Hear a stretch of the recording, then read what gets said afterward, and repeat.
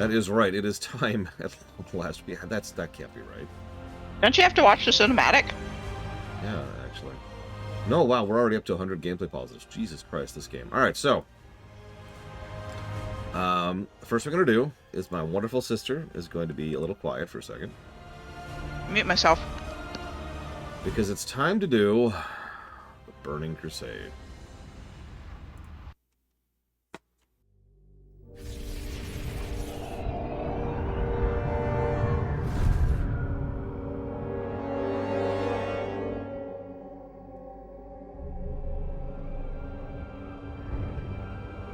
Imprisoned for 10,000 years.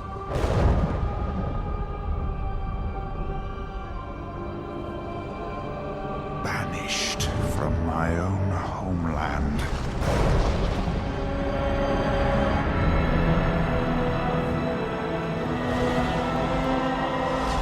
And now you dare enter my realm.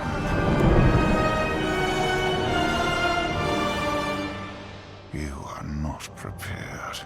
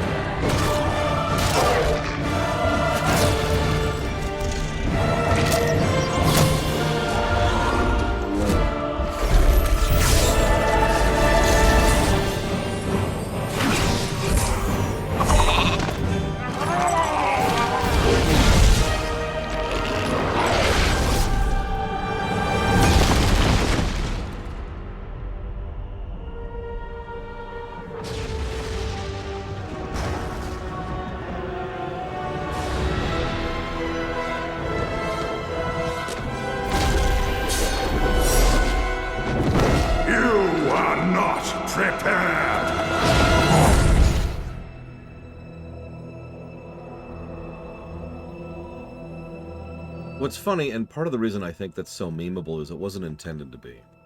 Some writers and designers will try to make a meme. They almost always fail. But here, he was just saying, straight up, you are not actually prepared.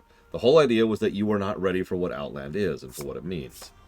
And there's a couple of other reasons for that, because he's totally the Lord of the Legion, right? Oh, wait, no.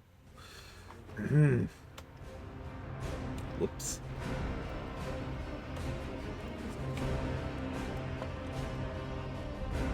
Now, no, late to all. In fact, only positives 93 and onwards. Yeah, if you'll notice, they're actually divided. We'll count for that. So I'm going to replay that briefly. I know, we just watched it, but just bear with me. Because this time we're going to comment as we go. I want to draw your attention to a few things. It is my opinion that this is actually one of the better ones. At least in terms of design. Obviously, the fidelity of the more modern ones is much, much higher. So we start off with, Illidan giving his dialogue. So anybody playing this immediately can tell that there's this talk about Illidan because, oh my god, it's Illidan. Illidan was a very popular character, and people were waiting for an Illidan expansion for a long time. In fact, the only expansion people wanted more than an Illidan expansion was an Arthas expansion. Hey, guess what the next one is? Anyways. Yeah. I remember listening to lore, like, raving about the fact that it was Illidan. Yeah. Anyway, so Dark Portal. Now we know how we're getting through. Cool. The first thing we see is new features from the expansion. New playable race, that's the Draenei, who can play as paladins. We also are going to showcase buffs. This is actually him literally casting a blessing on himself. So, kind of a weird gameplay story integration kind of a thing. Also showing a little bit of that wonderful Draenei architecture in the background there, as is their wont. And then to immediately contrast that, much more autumn colors. Also notice it's literally sunset, obviously indicative. Big, beatific, there's water, there's magic crystals in the distance, and she looks like this wonderful woman, and everything's peaceful. And then she murders something in order to rip its essence out, its mana out, because that's part of what's going on with the Blood Elves narratively. You also notice even her veins start to stick out a little bit when she does that. Then we cut to what is effectively just some straight-up combat. A warrior, orc warrior, a troll hunter, showing off some of the mount stuff that was going on at the time. The paladin, Draenei paladin again. We also show rezzing, and how rezzing kind of functions in lore. Polymorph for the laughs, but also a shot at Nagrand in the background. And the new Hellfire, and how that was operating. So, Undead Warlock, and killing the Murlocs, also kind of a lull. Ends on the big shot. And yeah, several of those characters are also from the vanilla cinematic. Excuse me. Skull of Gul'dan, which he still has, of course. Significance of which we'll talk about later. And that actually is... Well, we'll talk about that mode later. But either way, and that's how it ends. So it's serving a purpose in addition to just kind of being cool. There are better, but that's still a damn good cutscene. So, make new character. Draenei, warrior, customize. Let's see here.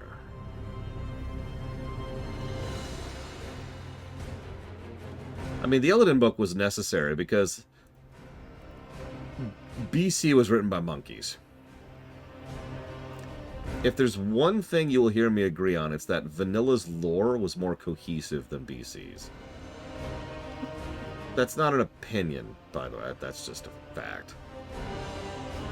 The biggest problem BC had was a lot of people were working in a lot of different directions and weren't really communicating with each other. And so certain aspects of BC's lore quite literally self-contradicts.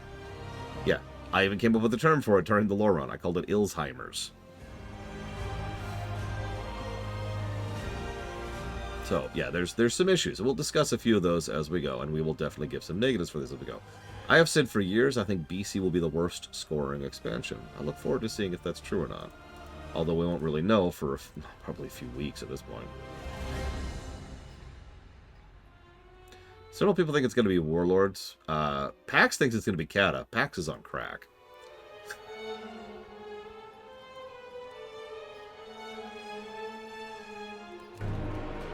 Is everything? Okay.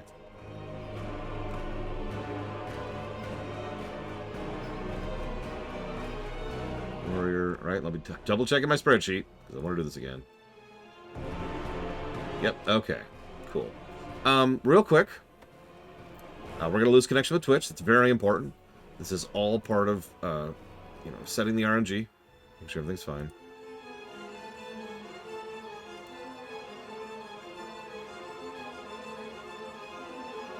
Just going to wait for Twitch to wake back up. You can do it, Twitch. I believe in you. I believe, Twitch. I believe, Twitch. All right, whatever. I'm just going to talk about this. So, when you start a new character, I believe when you very, very, very, very first make a character in this game, you're kind of locked into Exile's Reach. But on every other character, you can choose Exile's Reach or their starter zone. Now, allow me to go ahead and give my opinion on this. We will cover Exile's Reach at some point in time. However, Exile's Reach is actually really good for one thing. And that is someone who's never played an MMO before, ever. It is really bare bones tutorial. This is what targeting is. This is how attacks work, right? This is how the mini-map works. It is a very, very, very, you've never played this type of game before thing.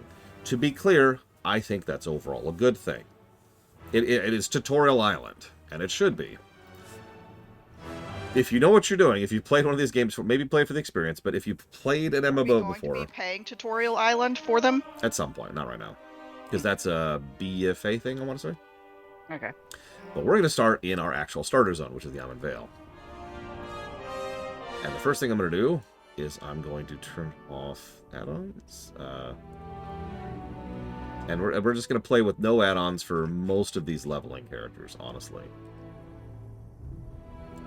I'm not showing you as being online. It's because I'm not. Hang on. Disable all for Dawn Forge. There we go. Okay.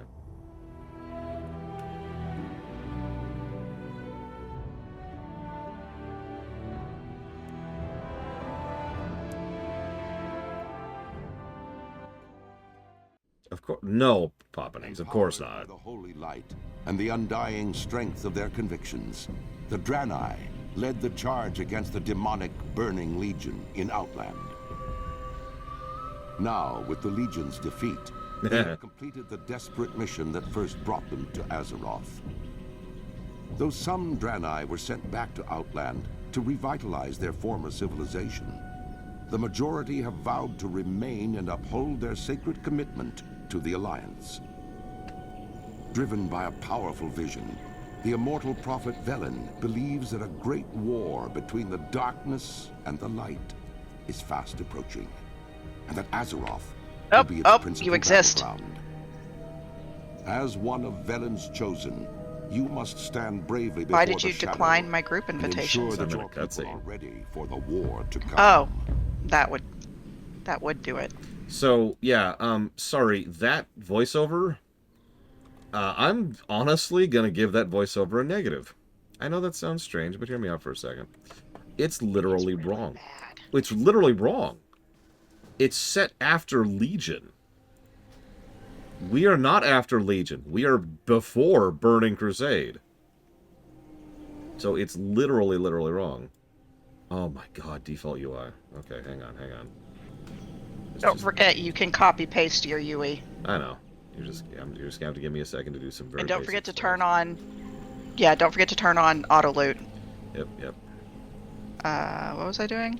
I want this up here. This over here. There we go. And I'm going to want this over here. I did not get completely naked. Oh, thank goodness. I don't know if I can take that. Go. I did turn off 90% of the heirloom colors. I mean, yeah. Let's move this over here. Move this down here. Move this over here. This down here. I'm going to save changes. Oh, that should be good for now. Okay. There's not Maverick here. I don't think he's Maverick, though, personally. Yeah, you can make a red Draenei. I actually haven't done that quest yet, believe it or not. Okay. I haven't either. So, allow me to tell you what the voiceover actually didn't tell you. So, we have just fled from Outland. A whole bunch of Draenei just piled into some of the ships, one of the satellite ships alongside their spaceship, because we have a spaceship. No, that's not bad. Stop shirking away from it. There's nothing wrong with it. So, we piled into our spaceship, and we fled from Outland, and Velen had a vision that we would actually get help over on Azeroth. So, like, and we landed here. We actually crash-landed here. It became something of a meme. Yeah, dimensional. It's a spaceship!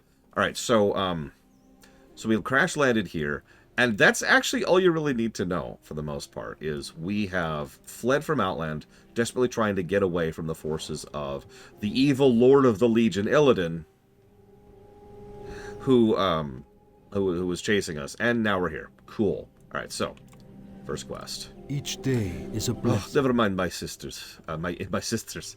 I have so many sisters. Never mind my injury sisters. Don't never mind me. Pay attention to me. Okay. I'm important. It is a miracle any of us are alive. It didn't look like you'd pull through. You've been in suspension for weeks. Something happened at the Exodar crashed. Many have died. But I'm relieved you are alive. With you leading the efforts, I am sure to get to safety soon. Perenitus asked me to send you to him when you awoke, and he's waiting you down at the bottom of the hill. Just follow the path southwest. Dionis Haka. So we're going to do that. Well, That's weird. That Anybody else over here needs an invite? is very strange. Ah, hang on. I got a sub. Damn you, subs. Damn you. The hell? Oh.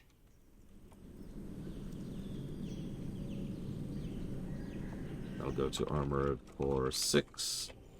Ratchet and Clank 2. Come watch. Because 1 is funded. And XCOM Enemy Unknown. Okay. So first and foremost, let's take a look around. We can gauge and judge Azuremyst pretty much right now, just from looking around. We've got the stylings, we've got the waterfalls, we've got the irradiated chunks of land, we've got chunks of the ship that's just kind of smashed into the ground. A bunch of trees, lovely trees all over the place. Any of the other people up there needing, or is it just you two? Look, send me a whisper. Because apparently request to invite isn't working. I'm stuck. Also, by the way, quick thing. Yeah, you can't fly in these zones. These are some of only 5 zones in the entire game you can't fly in. For really no reason. Let's just say that. Because they had just made the zones and they didn't want to remake the zones. So like I said, for no real reason. But also, much more importantly, if you're going to make a new character and you really want to make a Draenei or a Blood Elf, just either make one in the tutorial land or make one and then immediately leave their zones. Because these starter zones we're about to do suck. Alright, so. Blessings Okay, upon I need to go through and add notes on all of you people. Done forged by my eternal, so it's good to see you. I don't know why the Exodar crashed. Only those of us that were here in this part of the ship remain. There's not much time for to save everyone we Do can. not lose faith. Our immediate concern is the depleted state of our healing crystals. We must replenish them quickly. Unfortunately, the only way to do that at this point is to extract the blood from the local moths. Their blood will make a suitable substitute. The moths can be found in many places around the Vale, but they are mostly concentrated in the northwest. Okay. The moth. Oh, hey, I have a new button. So as a warrior, we start off sword and boarding. Not really much going on here. I do like the new default starting armor. Yes, the default starting armor is nice. Go ahead and grab that. Oh, What are we doing off of these? Oh, we're collecting blood. yep. Oh, shoot. That's a problem. Let's increase the text size there and set us a background. It is pretty, and I do like the music in both zones. The music in BC was legit. Just the zones, they kind of suck. I don't have a nice way to say And that. I need to turn off all of this shit and make a new window.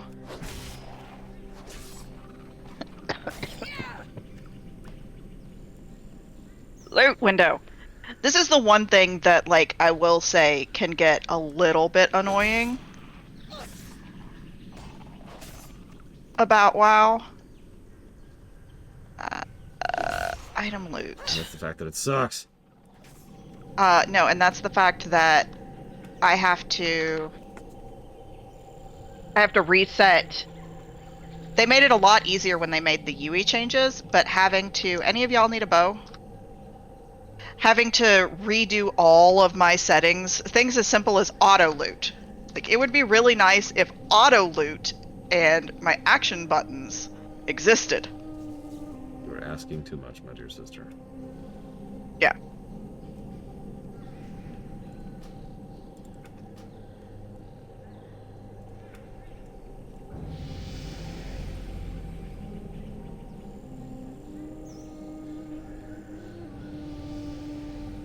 Bing.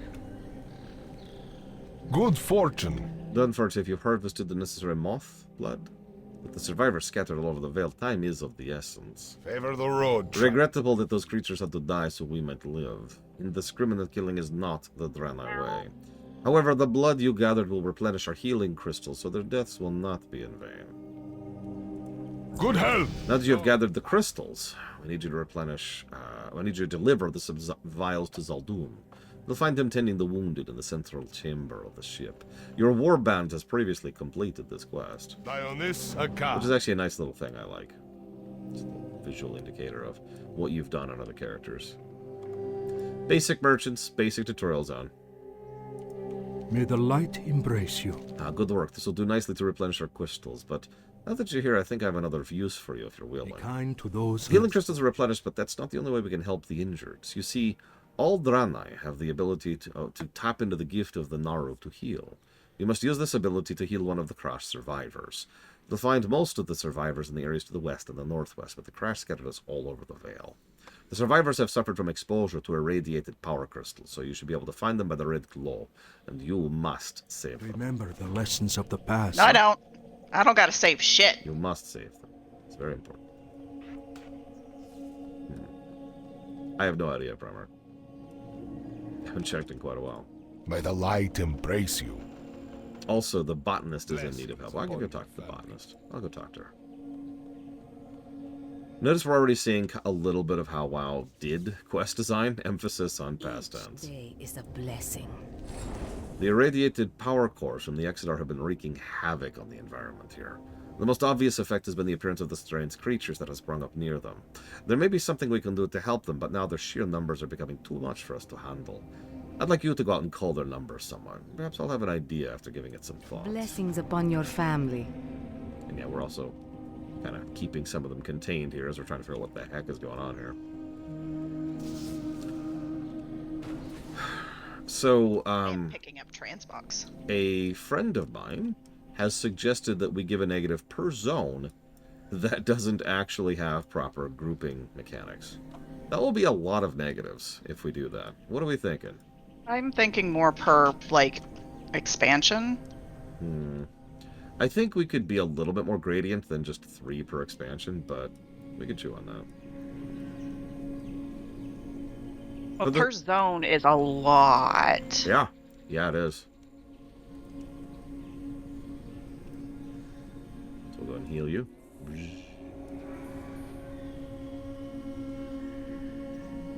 Love how that's, like, sharing. So I'm just over here getting experience on the stuff. Yeah, MobX hasn't meant anything in a while. Not unless you're doing very specific types of leveling, which do exist, it's worth noting. So, that was a tutorial to show us how to use our racial ability, if you're wondering. No, John. So, in this case, Gift of the Naru. 3-minute cooldown, heals you for 20% of your health over 5 seconds. Honestly, a pretty good racial, all things considered. You know that shields are not my preferred May the armor light type. embrace you. You're finished. Oh, that's good news. Hopefully we can find a way to avoid killing off the mutated beasts in the future. I believe I've formulated a plan that might help, but I need your help first. Zionist The nearby lake has been contaminated by the power crystals, and many of the plants and animals have been mutated because of this. I have a theory on how to heal the lake, but I must have samples from the mutated lashers. They can be found to the west. Will you help me? good Yeah, sure. health, long life. So we'll head right back out. And you notice what I mean by the quest design. We go in, we get a quest, we go out. We go in, we get another quest, we go out. I call this the flower quest design. Like this, right? And so that's how a lot of the quests in BC are going to be designed. Friend. The almond fields to the west are primary breeding grounds of local lasher population. With the corruption of the water table from the nearby lake, botanist Tyrix is worried that the lashers will not be able to repopulate themselves once we've cleansed the lake. Go to the almond fields and pick some of the corrupted flowers so I can take a look. See what we can be done. You'll be able to identify them by their uncharacteristically red petals. Be kind to those less fortunate. And yeah, notice we're already dropping some bricks for some future storytelling stuff. For example, the Nether Storm. I don't think it's a philosophy thing, because it's almost assuredly a bug. Or maybe bug's the wrong word. Let's go with the word oversight. I think that's a better word. So, in vanilla, most stuff didn't share. In fact, only one type of quest shared in vanilla, and that was kill quests. In BC, mostly the same thing, but there are a couple of exceptions to that. In Wrath, a little bit more shared. In Kata, a decent amount more shared. In Pandaria, most things share. In Warlords, everything shared. Warlords was when they finally... Except for the stuff that was broken. There were some broken stuff, but Warlords was when they finally made this game actually co-op friendly. Yes, it took them that long. Warlords actually did a lot that was pro co-op, which I'm very, very much in favor of. And we'll talk about that when we get there. Right. Tend to be a filthy mouse clicker. My key bindings are... I might just turn on Bartender. Do you know what? I have Plater on. I'm just gonna turn on Bartender. Yeah, I have Plater and all the things, and that's it.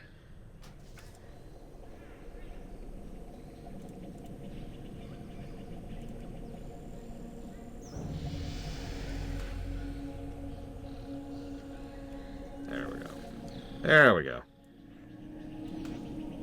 That's much better. I can just put this. Oh, that's actually exactly where it should be.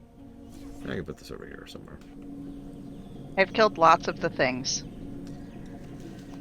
No, I've been using Bartender for a really long time. Go loot the stuff. I've killed it. Can't yet.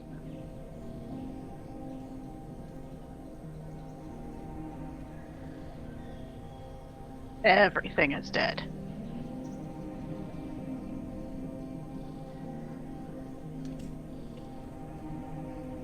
To be clear, and I do want to be very clear about this, there's no arguing that I'm giving that a negative. Like, I'm sure some people like having to, do every quest twice or 3 times if you're grouping with your friends, thereby being discouraged from co-op. I'm not one of those people. This has been a huge thorn in my side for over a decade. Yeah, especially given the low drop rates of some of the shit. Now, to be clear, it was the worst in vanilla, by far. Troll Ears, the example I like to use for that, is a vanilla quest. Let's just get rid of some of these things. Mine was the thing about... Mine was an Ears one, but it wasn't... It was a Blood Elf quest. I think it was like cat ears or something. I don't know. We're getting ready to do that zone after this. Yeah. No, Are yeah. y'all done with lashery bits yet? I'm just doing my thing. Don't mind me. Yeah, no, I agree that an MMO... I know that MMOs can and should be, solo friendly, but they should also be co-op friendly. And FF14 gets lots and lots of negatives for its own anti-co-op tendencies, so I'm not going to hold back on giving WoW negatives for its anti-co-op tendencies. Yeah, sorry, so, real quick. Yes? It is quite possible that only 1 in 10 trolls have an ear. Yeah, that's... No. Yep. Well, because trolls, they get their ears ripped off a lot. And, that's true. We keep ripping their poor ears off. All right, so you see this zone? I can even show you. It's right here. Right up here. There's a little pseudo-troll ruin Aztec-looking thing, right? And that's a spot where you have to go and you have to get 30 troll ears, okay? And they don't drop very frequently. You need a lot of them. The enemies there suck, and if you're there with a friend, you actually need 60 troll ears. Oh, and again, they don't share on any level. Now, me and Pax have been playing this game since vanilla. And they're quest items, so they're also, like, soulbound. You can't trade quest items. Yep. And back in the day, obviously, they would take up inventory space. Yep, and... Oh, they still do. Well, no. Don't they? Nope. Quest items have their own that. invisible thing where they can go now. Pax and I have actually come up with our own terminology for how co-op works, because there's doesn't share at all. That's like the trollers I just mentioned. There's pseudo shares. So, for example, let's say both Sis and I kill a mob. It may or may not drop an item, but it can drop it for both of us. Okay, so that's a step up, right? Then there's definitely shares. We both kill a mob. We both get the item. Then there's shares but doesn't despawn, which is basically perfect. And then there's fully shares. Fully shares is the rarest by far, but it does happen periodically. There's an occasional quest, and this is why I think it's a matter of oversight, because these vary even within an individual expansion, even in a very co-op friendly expansion like Warlords. Why is there a panda here? The specifics... Oh, the monk trainer. ...of how you... the specifics of which quests share in which way varies. So, based on my own knowledge of WoW, which is extensive, what I think is, because they have to set all this stuff on an individual level, each quest has its own variables set individually, and so each designer, each programmer going through and setting up each quest variables sets up that sharing individually. Makes sense? So not everything is always going to share in the exact same way. Now, to be clear, anything above the third category is still what I would consider good. So if it shares fully, that's awesome. If it shares If it doesn't despawn, it's awesome. And if it's the no really share, that's awesome. Anyways. Arcanon Poros. I need... and the expansion we're in has, like, no sharing at all, by the way. This is basically vanilla. I'll need all of the samples in good condition if we're to have a chance of cleansing the lake. That's a weird bug. Mine worked. Be kind to those less fortunate. Thank you. While you were out, I managed to gather some equipment to make an analysis of the samples. This should only take a moment. Do not lose faith. Let's see. Thank goodness. Oh, I think it will work. I have an agent for you to spread at the Silverline Lake to the south. It'll neutralize the effect of the irradiated ship's power that fell there. Swim out and scatter the agent. Don't worry. It won't be exposed long enough to become irradiated. Seek the path of the light. Did you have those flowers yet? Oh, those look like fine specimens. Thank you for performing the field work. Once I find time to analyze these, I should be able to tell you what it takes to restore the Seek field. the path of the light. So the level scaling in this game is Make them bonkers. so fast. I want to see what this new button I got does. Good, Lord Harriman. Because if I'm level 3 and Sis is level 15 and Rax is level 50 and Pax is level 80, all of us are, with a few asterisks, contributing and dealing with the mob as if it is leveled to us, even though we're all fighting the same mob. That's what that does? Yeah. Warm wishes to you. Oh, that's kind of garbage. Safe journey. Why is that garbage? I don't know. It just seems weird. Like, fighting... Can you imagine doing this as a level 80 quest? Yeah. Like, I've done stuff like that. Personally, I think it's a great system. I think level scaling is one of their better features, and I just realized I probably need to put that under the expansion agnostic positive. So I'll just put a jet dot down here. Level scaling. Doing over here. Question marks. Oh, we're not supposed to be killing these. You are definitely murderous. Blessings upon you. I'm pulling an Evo. Yep. Am I supposed to be killing these turtles? No, you're supposed to be rescuing them. Oh. Okay. Well, it won't let me... That's it won't what let me do the thing. We'll have to debate that, Pillars of Snow, because it's just a feature now, right? Like, if I want to do BC right now, the level scaling can and will apply to BC. I actually hope to show this off, because there's a good chance I'll get into because we'll be doing dungeons at level, or rather, at expansion. And so there's a good chance we'll have like a 15 and a 50 and a 40 and a whatever in a dungeon, and we'll all basically be equal-ish. We managed to recover a damaged... indiscriminately kill them. We managed to recover a damaged holographic emitter from the crash. If we repair it, we'll have a chance to find the other survivors outside of Amon Vale. There were devices from the ship that could be salvaged for parts, but the local Alkin carried them off before we could get to them. You must go and get some of the spare parts for us. The Naru have not Zana also needs our help with the parts from the Exodar. Tex prepared an inoculum that can be given to the Nestlewood Alkin that live in the area just south of the salvage. Just get close to the unaffected ones and use the crystal on them. Unfortunately, you'll have to kill the others. You'll find the Alkin at this spot, and here's some directions. And actually, we don't have to kill the others because they're no longer red mobs. Well, I'm afraid we're going to have to fight to the death, Loke, because I've simply experienced too much of the amazing level scaling of this game to think otherwise. Like, they did introduce it in Legion, and it's just so good. It's so good. They introduced it specifically with the Legion launch event. And what that meant was a level 10 who had just picked up the game, or was a fresh alt, or a level 100, I think it was at the time, who was maxed out, could just go and both participate, both be relevant to the content.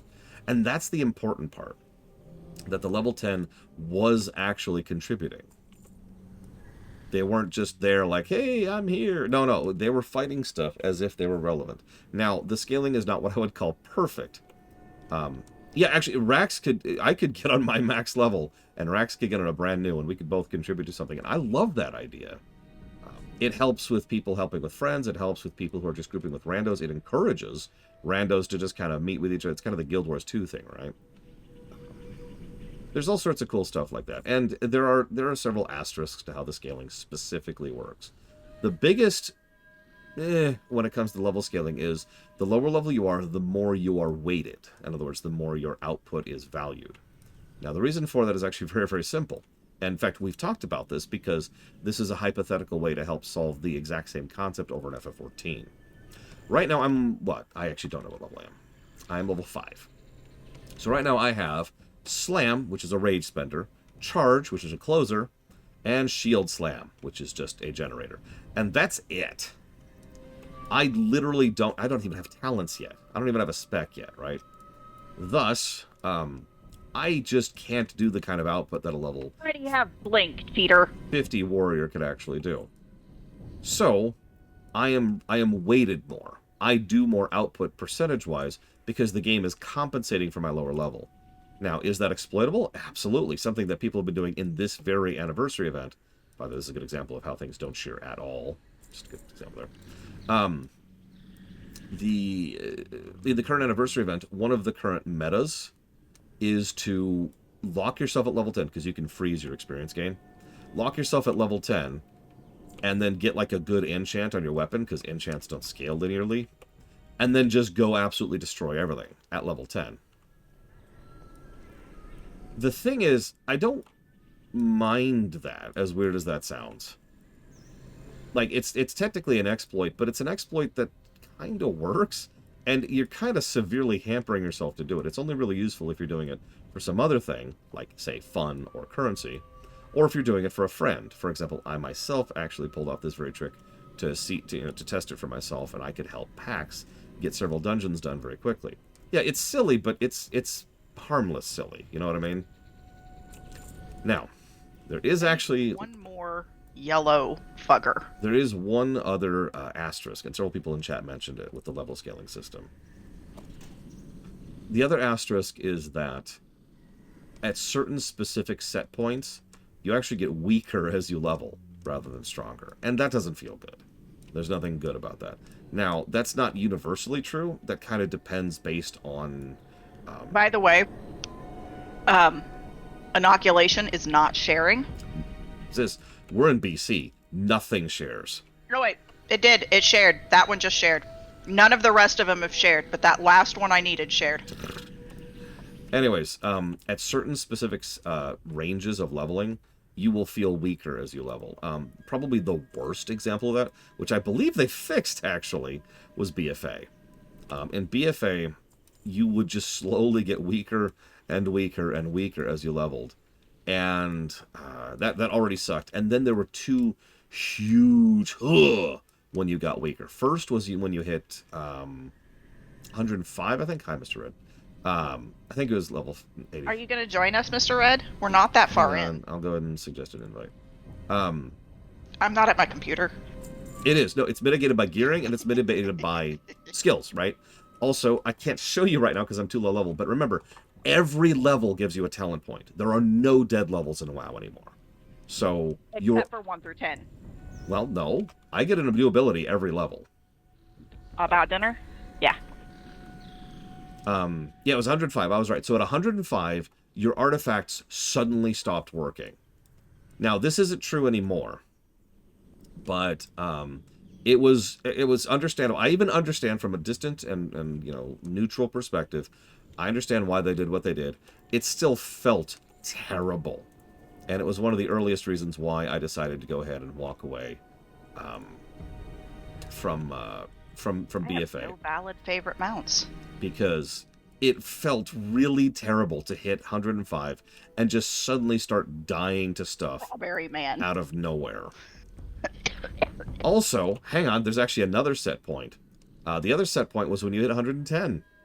Now, this was bad design. Let me put this in simple terms. Let's say the scaling goes like this. Well, once you hit max level, they were scaled from max level. But for whatever reason, and I think they actually fixed this in BFA, they presumed that the moment you hit max level, you were geared. Which, of course, when you hit max level, you're not. So You're the opposite of geared. So it was a smooth curve and then a sudden jump right at the end. So when you hit 110, you had another set point of suddenly being substantially weaker than you were before. Strawberry man is Mr. Red. It makes perfect sense. Yeah, that BFA had many, many issues, and those are two of them. Now, again, amusingly, I don't think either of those negatives exist anymore, because a lot of this has been smoothed out and changed since then. But this is one of like a dozen things that led to the Shadowlands dip. Oh. Mr. Red, all of your new tunes now need to be some variation of red colored something and man something. So, like, I don't know. Yeah, Scarlet Sun, Rose Mister. Doctors don't have to be men. So, here's the deal. We've actually already talked about the concept of cherry picking, so my wonderful companions have just slowed this run down because they've all finished this quest and nothing shares. So what happened here is everyone else got their credit and cherry picked because those ones that are glowing right there are the ones I actually need. And so they just left the ones I don't need. Now hang on, before we do this, I want to actually show something else really quick here. Because this is a quality of life feature that I forget if Dragonflight or War Within added, but they added it very recently. Now you shouldn't be able to see this, but so the way this originally worked is you'd target the thing you want, and then you would right-click the item right here like this, and it would work, right? Later on, they added the thing up here. You see this in the upper right? So now it's just usable from the quest log. But hang on. They added one last quality of life feature. I'm just going to walk up and right-click it. And the brilliance of this is what made Warcraft 2 and StarCraft such good games. No, I'm dead serious. Interpretive right-clicking was a sea change for RTS design back in the day. And it was the kind of thing that nothing did. Like, there was no such thing as smart right-clicking. You had to click attack and then click. Or you had to click harvest and then click, right? So when Blizzard, I don't think was actually the first one, but when Blizzard started implementing that wide scale and started having smart interpretive interactables, it was something that really made RTSs much, much more enjoyable. And adding that to quests means it's one less irritating step you have to do while questing. So I can just walk up, and I can also see it. I know you can't see my mouse, but I can see while mousing over. Even if I didn't see the outline, even if I didn't see the name of the thing, even if I was brain dead moron, I could see that if I right-click it, if I mouse over it, it is something that I can interact with that quest in, and therefore, that's a quest mob. So that's awesome, is what I'm trying to say. Yeah, that's Maverick is absolutely right, Primarch. You and I were basically, as far as the game is concerned, on top of each other that entire time, and only one of 6 inoculations shared with me. Yep, lack of sharing. This is BC. This is where we're at. This is our life. By the way, just to there's an owl out here with me. emphasize this for Sis, we're all done. I shall kill it. Oh, well. It ran back over here to help. By the way, if you hearth, it's closer. Can I please finish the sentence? No. Okay. For those of you who've played FF14, you remember how I kept having that weirdo bug of not being able to use the item from my log in order to accomplish the quest?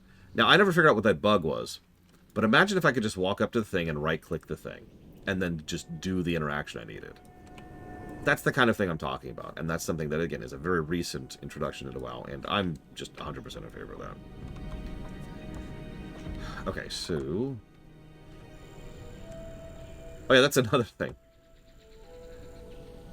So I mentioned the scaling problem. This isn't actually level scaling, per se, but one other aspect of the post-expansion difficulty change was Cataclysm. Now, we'll talk a lot about how much Cataclysm completely failed out the gate with regards to its difficulty curve. But I'll never forget going to the very, very first zone, fighting mobs that were my level, and absolutely getting destroyed because they were designed for people who were raid geared. Once again, that's been fixed. Okay.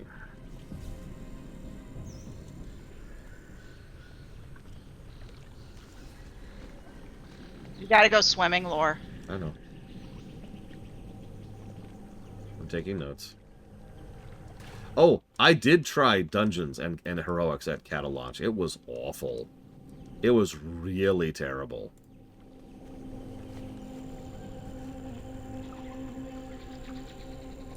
There we go. That should help a little bit.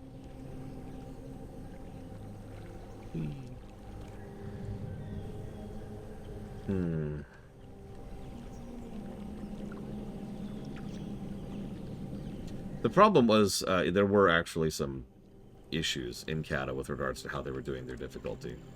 It was also when they were experimenting, which should sound familiar because in a lot of expansions they've experimented. I've actually talked about this before. At Kata launch, they decided to experiment with the idea of, I've got it! Let's make it so tanks really have to work for aggro and healers really have to work at their mana regen. And they have to do both of those things at the same time. And both of those are functionally new concepts. And, oh god, why is everyone dying? I'm not saying those are necessarily bad ideas, but frankly, I do think they absolutely failed at it.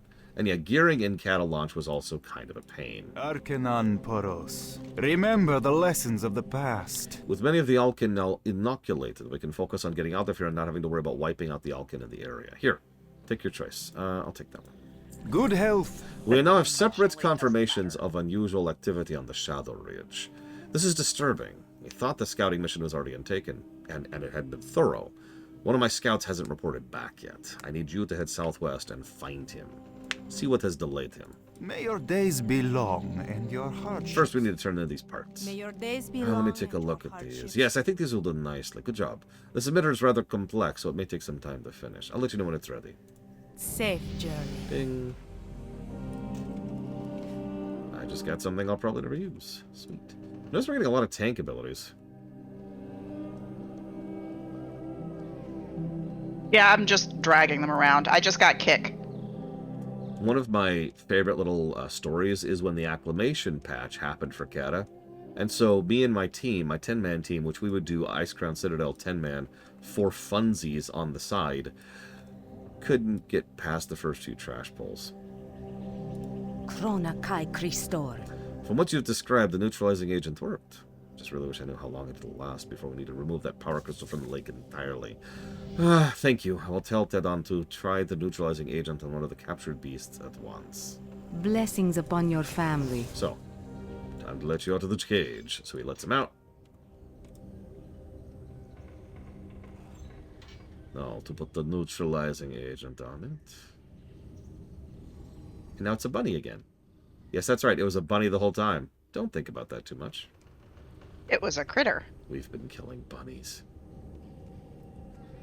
Now, And other critters. what I just showed you, Rax, did you see that? You probably didn't. I've talked several times about how WoW is one of the best stories badly told. Little things like what I just showcased you is kind of an example of that. The overwhelming majority, the vast majority of story in this game is completely skippable. I mean, I'm not even talking about, like, skipping dialogue in quest. I mean, like, imagine if you just turned on the quest and then left. You would have never seen that little extra little tidbit at the end where they used the neutralizing agent on the mutated beast they had captured and showed that it was actually turning into a bunny. In other words, we get a little bit of visual storytelling of exactly what these beasts are and what used to live here beforehand and how damaging it's been to the area and how hard the Draenei are working to fix it. And the fact that they're succeeding. And all of that is a completely optional cutscene that only plays after you turn in the quest and then specifically stand there to watch the cutscene. Make sense? Now, I know where most of that stuff is by heart, but every now and again, it doesn't happen often, but every now and again I still see something I've never seen before. So I'm going to be paying attention as best as I can, because there's a lot of that. Krona Kai The Christ. Blood Elves have ambushed me. What? Blessings We upon must your eliminate the Blood family. Elf threat. I know what they're up to. They're on the ridge behind me. Okay, well, that's... You can tell there's Blood Elves How the here. Blood Elves even got out here. 'Cause But, I mean, there is an answer for that. Meanwhile, people are just murdering Blood Elves up there ahead of me. I can tell because I'm already at 5. Notice they're still yellows, by the way. So this is a bit of an escalation for the zone. But otherwise, you know, it's still just the same basic stuff we've been doing. Go all kill Blood X of Elves Y. everywhere are dead. You'll notice almost all of these quests are very boring, basic, vanilla-style quests. There's more story attached to a lot of the stuff that's happening, but gameplay-wise, we haven't really developed all that much past vanilla.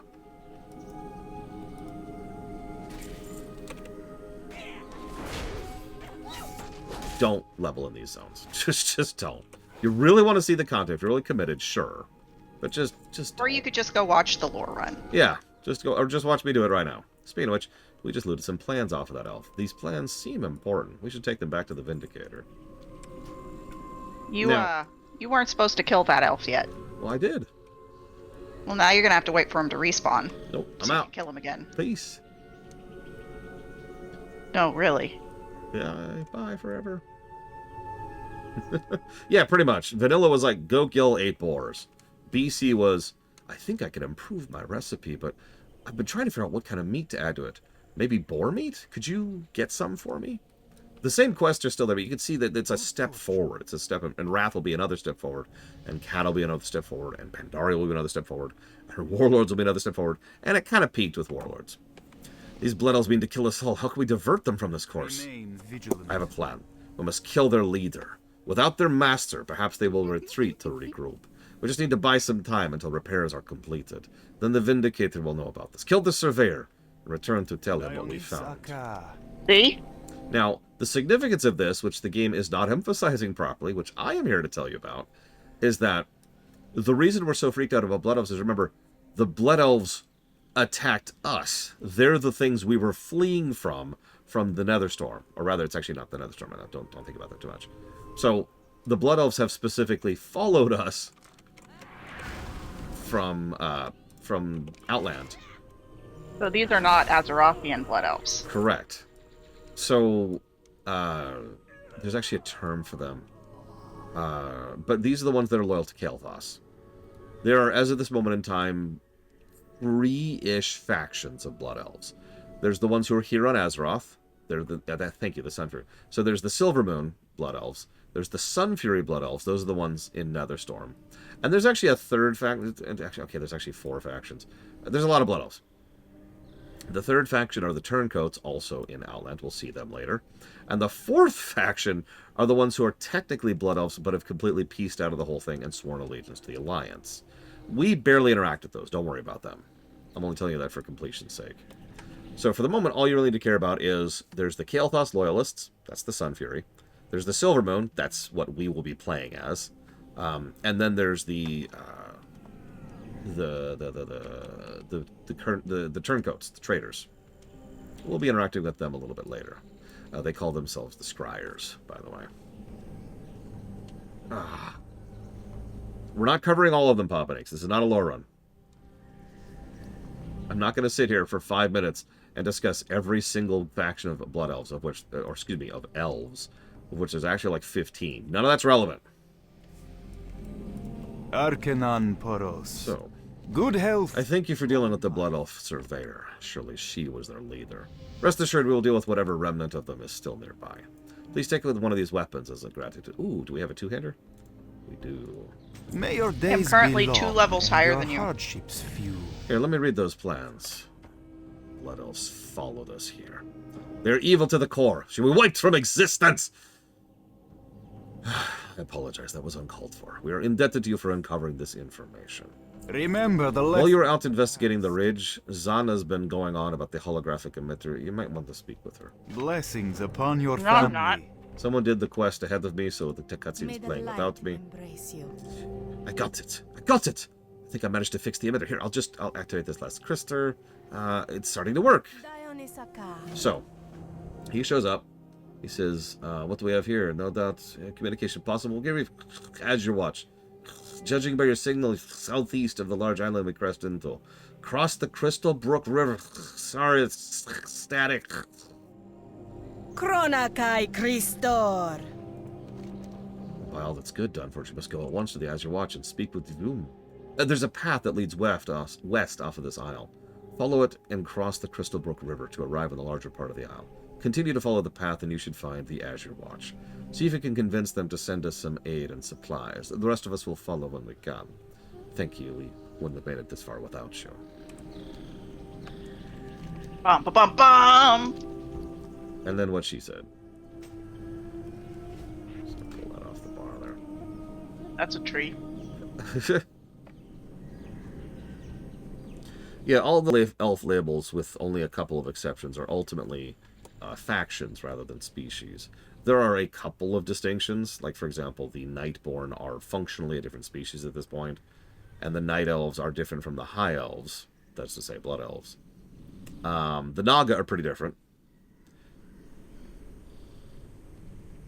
And I think the last two we could consider to be, like, species different would be Void Elves and Fell Elves. Don't worry, we'll cover all those as they're relevant. None of that's relevant right now.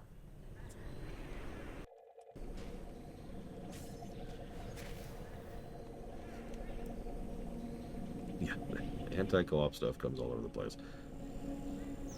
And yes, all elves are descended from dark trolls, specifically. Trolls are one of the very, very, very, very few native races on this planet that matter. And I gotta stress it that way, because if you really think about every species that's native, there's actually like 20 of them. But as far as the ones that matter, there's like 3. Warrior! A couple of mutated beasts jumped out to me, and my leg is injured. I was sent on a scouting mission from the Azure Watch, and we received word from Zana. That's the message we just saw. Nope. Please. Did not receive any word from me. Could you go speak with the caregiver in my stead? She needs to know how many people to expect in the Azure Watch. Just cross the river here, and continue the road until you get to the Crystal Watch. So this type of quest... No. So this kind of quest was extremely normal back in the day. It was almost always on the path from the noob zone to the starter zone. Let me explain terminology as a little way bit to here. help you know where you needed to go next. Yeah, so every race has 3 zones, technically. It's actually only 2 zones, but 3 functional zones, okay? So if you're a Night Elf, you've got the noob zone, that's Shadowglen. Then you've got the starter zone, that's Darnassus. And then you've got the secondary starter zone, that's Darkshore. So there's your tutorial zone, your noob zone. That's this is what we just finished. We're already done, right? We've already finished that. That is here's the game, figure it out, get the base bones, bare bones of how to play your class. Then we've got the actual starter zone. That's this one on the left you see here. That's completely unexplored. And then we're going to have our secondary zone, which is going to be Bloodmist up there. Every race has one of these progressions. If you're on the Blood Elves, over here, we start off with... Whoop, too far. There we go. So, Sunstrider Isle up here, this is your noob zone. That develops into Eversong. And then that develops into Ghostlands. Same concept.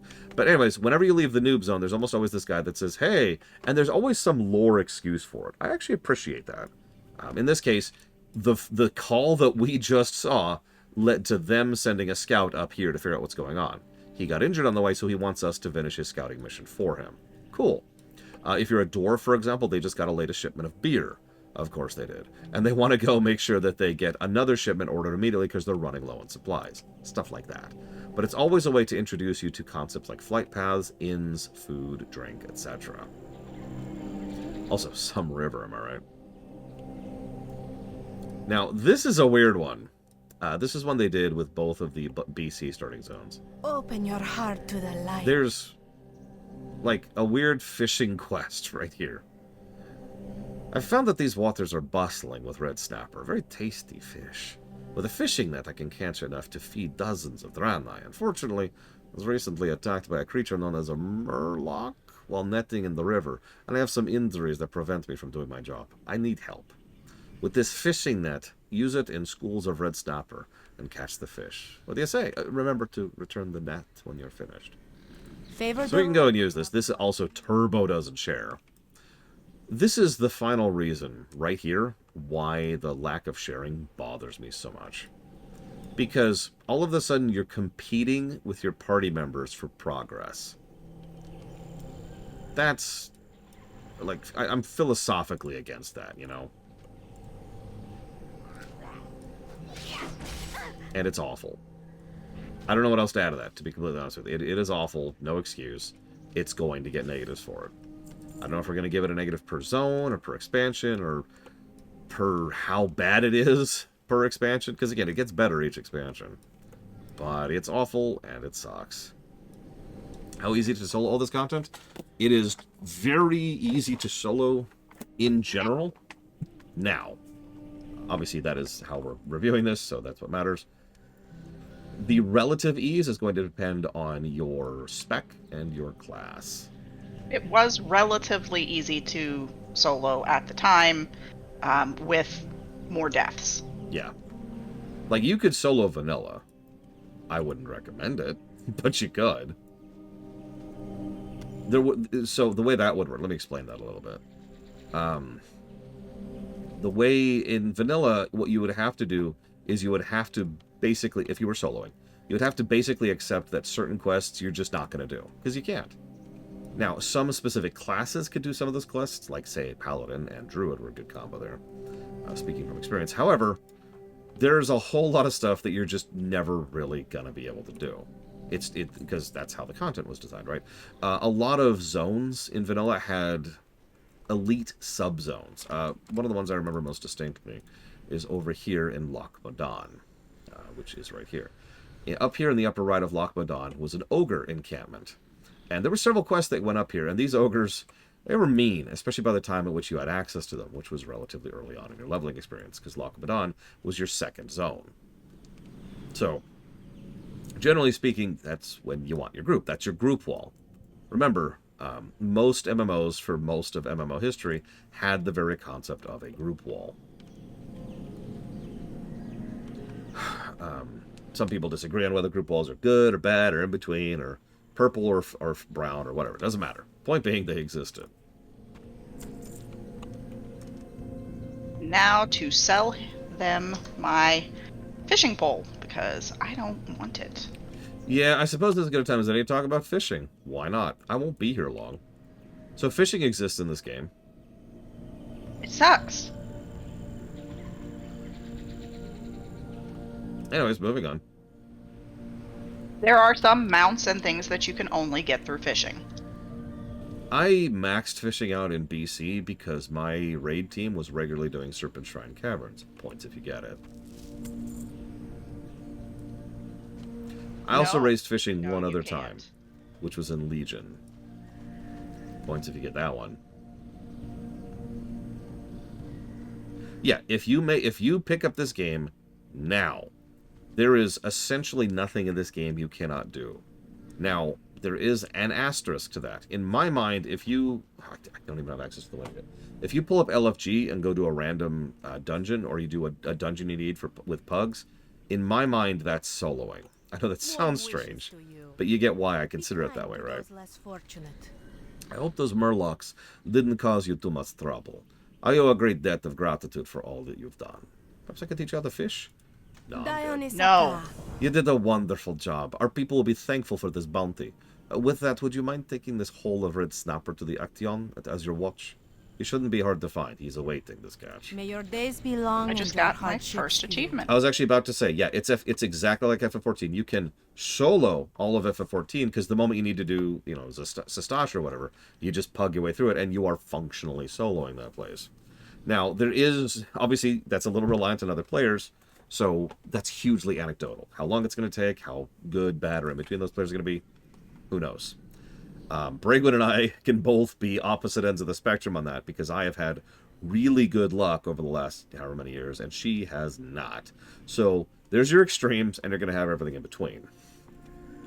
But, just like FF14, you can solo the whole game.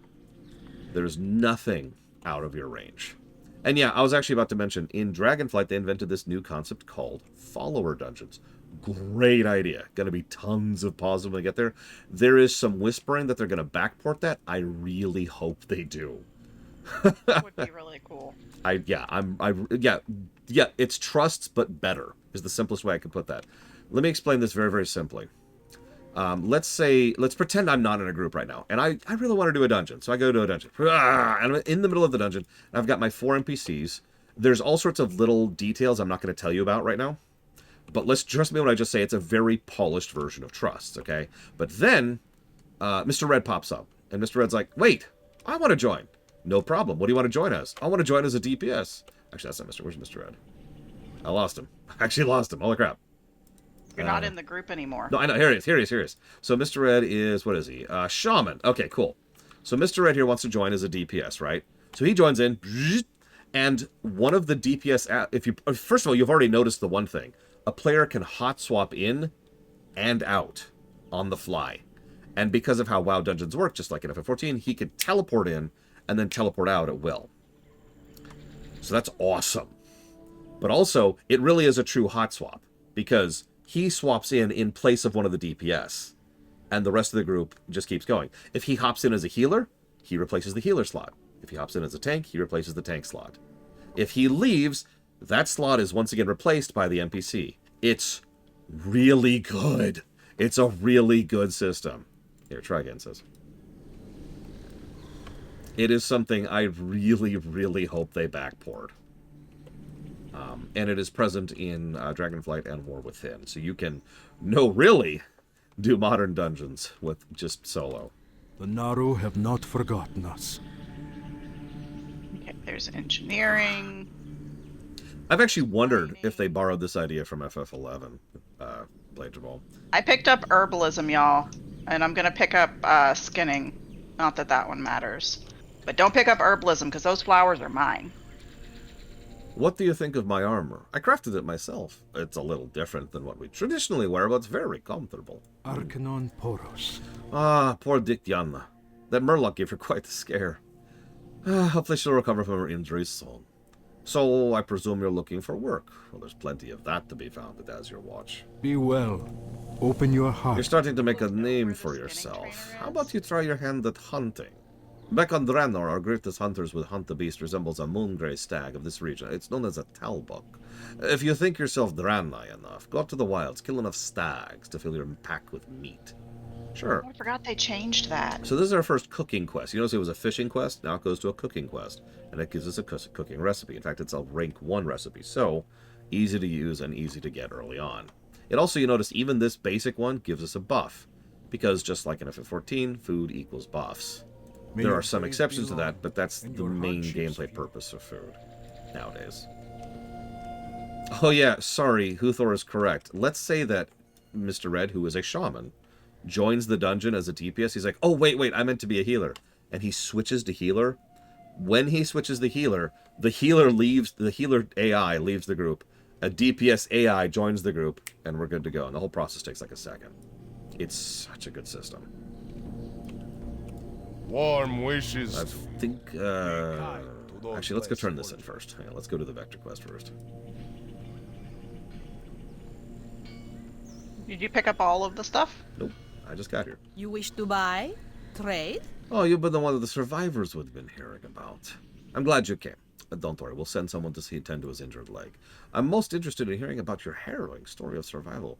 You're brave to have made it all the way here. Oh, I have to convert to a raid. Safe journey. Favor We the can't road because we're doing traveled by quests. few. No, you cannot. There's only 5 of us. I am sorry, whoever that other person is, who I don't appear to have on my friends list. The name of this quest is Bed, Bandages, and Beyond. Welcome to Azure Watch, warrior. Please excuse the disorder you see around you. It's easy to take simple things for granted, like a fully furnished and stocked inn, until you're forced to build one from nothing. We've managed to salvage this pod for a building, but without the proper furnishings and first aid supplies, the inn is little more than a glorified tent. Nerguni at the Exodar has offered to put together a package, but I need someone to deliver this to him. Remain vigilant. There, we shall split the group. Okay. So this is your flight path tutorial. We go talk to Oh him. wait, are we supposed to be flying? Not forgotten. I'm just doing things in order, don't mind me. Oh yeah, hang on. So we can check the list. A lot of flavor text on these things. Nothing really fancy here, but that won't really get started. Each day is a blessing. Warlords. Be kind to those. Good day. Are you interested in renting a hippogriff? Remember the lessons of the You're gonna past. go to the Exodar. That's gonna be a bit of a trip, but don't worry. I have a way to get you there very May your quickly. days be For long. a small fee, you can Your rent one of my hardships few. hippogriffs to fly you to the Exodar. Taking the hippogriff is faster and safer alternative for someone carrying a message. If you'd like to ride, speak to me again. Lioness Aka. Zzz. Be well. Yeah, we split the group. Click. I've told you before, I don't really have that kind of nostalgia era. It's just not something I'm programmed for. And yet, what Huthor says is both Pax and Mai's biggest wish list for the trust system. Allow us to bring our own alts. Well, hang on. It's actually a two-step thing. First, allow us to bring our own alts as trust NPCs. But that's cosmetic. That'd be neat, but ultimately it's just cosmetic. No, the second thing is let us customize them. Now that's going to be a whole other level of tech to be solved to make that happen. But if they let us design and build our own groups with our own alts, that would That's be gonna be awesome. awesome. That would be fantastico. I would, for one of the first times in my history, I would probably go ahead and level like all of my alts just to set them up for that kind of a system. All prices here. We're not going to talk about the XR just yet. We're just visiting. Greetings, friend. You look like you've come a long way. Can I help you? Remember. Ah, you brought Sheldon's list. Excellent. I was hoping to receive this today. Let's see. Oh, Oh. It's most of what she requested. The pieces for the bed are simply too large to be delivered by Hippogriff, but I'll make arrangements to send them by wagon. Here's the box. That should be enough for her to get the inn up and running. Let her know she can keep sending in orders as needs arise. As your watch urgently needs a place to care for the wounded and put up travelers they receive. When you're ready, seek out Stefanos. He'll help you get back there. Good health. Long So again, this is just the flight path tutorial. Yes, I believe Classic Fresh is live now. Someone check me on that. Is it possible to dual box this game? Yup. I've done that. Like, without bots, just doing it. It's actually a lot of fun playing two characters at the same time. Of the past. If I remember correctly, Azure Watch's Hippogriff Master is Zaldan. If you've spoken to him before, you can take my Hippogriff to him. There's a good lesson to know. Hippogriffs are always trained to fly to capital city, but they will only take you to a remote master if you've already been there. Since you've arrived from here, you can make the route back. So again, this is how flight paths work. Flight pass is one of those weird things in that it's completely outdated nowadays. But at the time... But it was invaluable. Yeah, this was the only reason this game was tolerable, because WoW doesn't seem very large. But imagine doing it on foot, especially since you probably couldn't afford a mount. Yeah. Like, even this trip I'm doing is going to take seconds instead of minutes. Just to use a specific example of that. You should have run back. I should have, just to show it off. We'll do it later, because we do have other quests in the Exodar, and you'll get a feel for this. But yeah, this is much faster. Ironically, dragon flying is even faster. But anyways. We can't do here. Yeah, we can't do it here. Arcanon Poros. Whoop, hang on, wrong one. Shoot. No, I started a cutscene. Yeah. May I be of service? Seek the path of the light. So, you hand over the box and tell her to take all the arrangements to have things delivered by wagon. Splendid! Now I'll be able to set up some beds and a first aid station so we can better treat the wounded and any survivors we encounter. I cannot thank you enough for your help. You have my thanks and that of the Azure Watch's Vindicators. May your days be long and your hardships few. And that's a good example of what I mean when I say the quests are basically vanilla quests with a little more lore attached, right? Because that whole thing, like, there's story attached to that. This is a crashed people who are desperately struggling to survive. This is a fleeing. We are refugees. And we have fled to this area, and we're desperately trying to make this work. And so it's like, oh crap, we need some kind of a way station to be able to help people recover. Go to the capital city, get it, come back. In gameplay practical terms, it's the same damn quest we've been doing since vanilla. Here's the innkeeper, here's the flight path, here's the tutorial. Warm wishes to you. Good to see you again. I'm glad we were both able to get our emitters fixed, or else we never would have found each other. Don't worry, I'll see to it that the Almond Vale gets help and supplies. Speaking of assistance, now that you're here, go around, introduce yourself. There's plenty to do. May your days be long, and your hardships few. Okay, so we got a bunch of quests around here. Let's just kind of go down the list. The Naru have not forgotten us. In the fevered dream of one of our Can't see injured you guys. guests. Yeah, we're getting layered. There's so many players here right now. It's funny. Well, no, because I'm in a different group from you, so I don't know where y'all have run off to. No, I literally saw people vanish earlier. We actually. You know are what, getting Spartan? some I'm gonna hop out of group with you while you're getting caught up. In the fevered dreams of our... hang on. I'm actually not supposed to do that quest yet. Whoops. Sorry. Oop. Yes! God, game. Real quick. This is actually... We can skew for a dungeon. Wait, no, you can't. Also, Never no. mind. Really quick. This is almost brand new. We've always had the concept of the silver quest, but now there's a little lock symbol there to make it more clear that we can't do that quest yet. We have to get higher level. That's a good idea, Maverick. That's actually a good point. Okay, so. The Naru have I think I've cracked it. See this totem? All we need to know about the still pine furbog language is imprinted in their totems. With just a rudimentary understanding of how their symbols work, we could study the totems, learn to communicate with the furbogs. I've written down the basics of the symbol matrix on this parchment. Here, study it, examine the totem. That should lead you to the next language totem. Speak to a Rugel, excuse me, when you return with an educated Ranai. Remember the lessons of the past. And yeah, by the way, we're technically in Outland right now. Yes, the same does apply to this zone, Riker. To explain that a little bit, I know it doesn't look like we're in Outlands, but no, this zone and this zone And these two zones up here are all actually here. They're way off. I actually remember where they are physically, but they're here.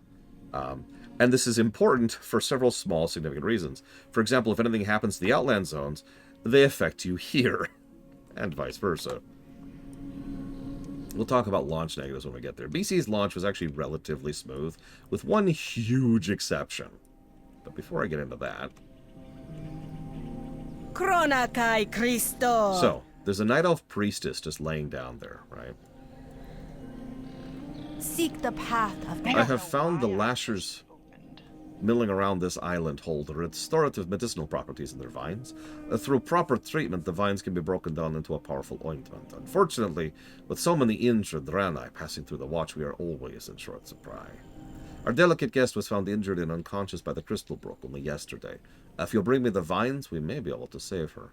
You will find the root trapper south and east of here. Safe journey. And we'll go ahead and talk to this one now. Open your heart to the light. In our fevered dreams of our injured guest, she spoke of a fisherman, Alan, who was in some distress at Silvermist Isle. That's to the southwest. With all that's been happening, no one has had the opportunity to look into it, but I do feel a bit of worry. Perhaps there's something you can do? Be kind to those less fortunate.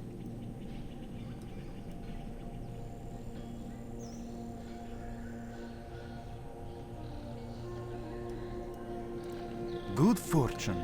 You have survived the wilds... what? Oh. You have survived the wilds of our new home and shown that you are doing a quest you shouldn't be doing yet, so we're going to ignore that for the moment. You have shown that you suck. Get out of here. Alright, so now we get to do our favorite thing. We've done a whole bunch of town sequence stuff. Now we're going to do killing stuff for their meat. One of my favorite things to do in this game. That's sarcasm, by the way. So, launch negatives. Killing stuff for their meat is better than killing stuff for their ears. That's true. They're more likely to have meat on them. That's a lie. So, interestingly enough, so I've been debating whether or not we should even cover the launch events as part of this review. Because, obviously, they're gone. They're dead content. You will never see them again. So I'm leaning towards no, because they sound like events, and we don't cover events as a standard policy. I'll probably talk about them, but I do kind of want to talk about the state of the launch themselves, because we already have precedents for giving negatives to several MMOs for the fact that they had good, bad, or in-between launch status. So, BC's launch status was fine with one huge exception, and that's not relevant right now, so I'm not going to actually talk about it right now. What I am going to talk about is how each... how do I put this?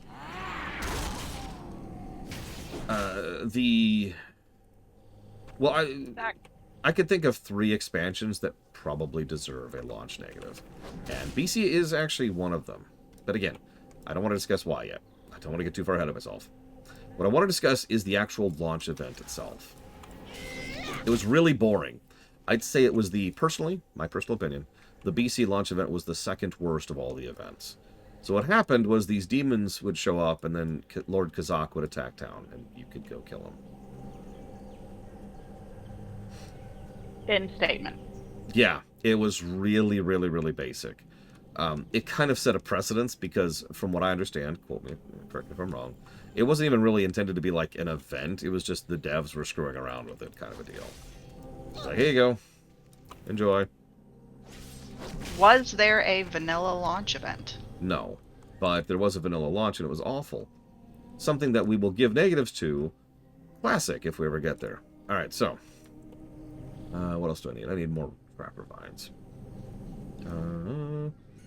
I do remember. Oh, I see it. I see it. I steal the herb. I also need Trapper Vines.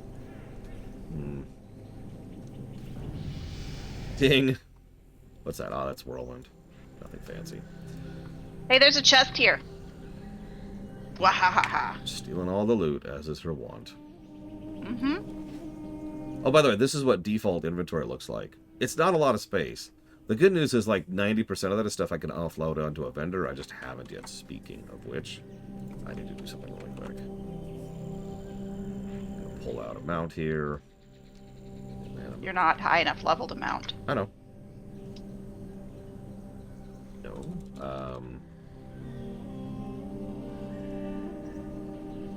Yeah, it's funny. I've said before that I absolutely called how good WoW was going to be at launch. And I was right, of course. There it is.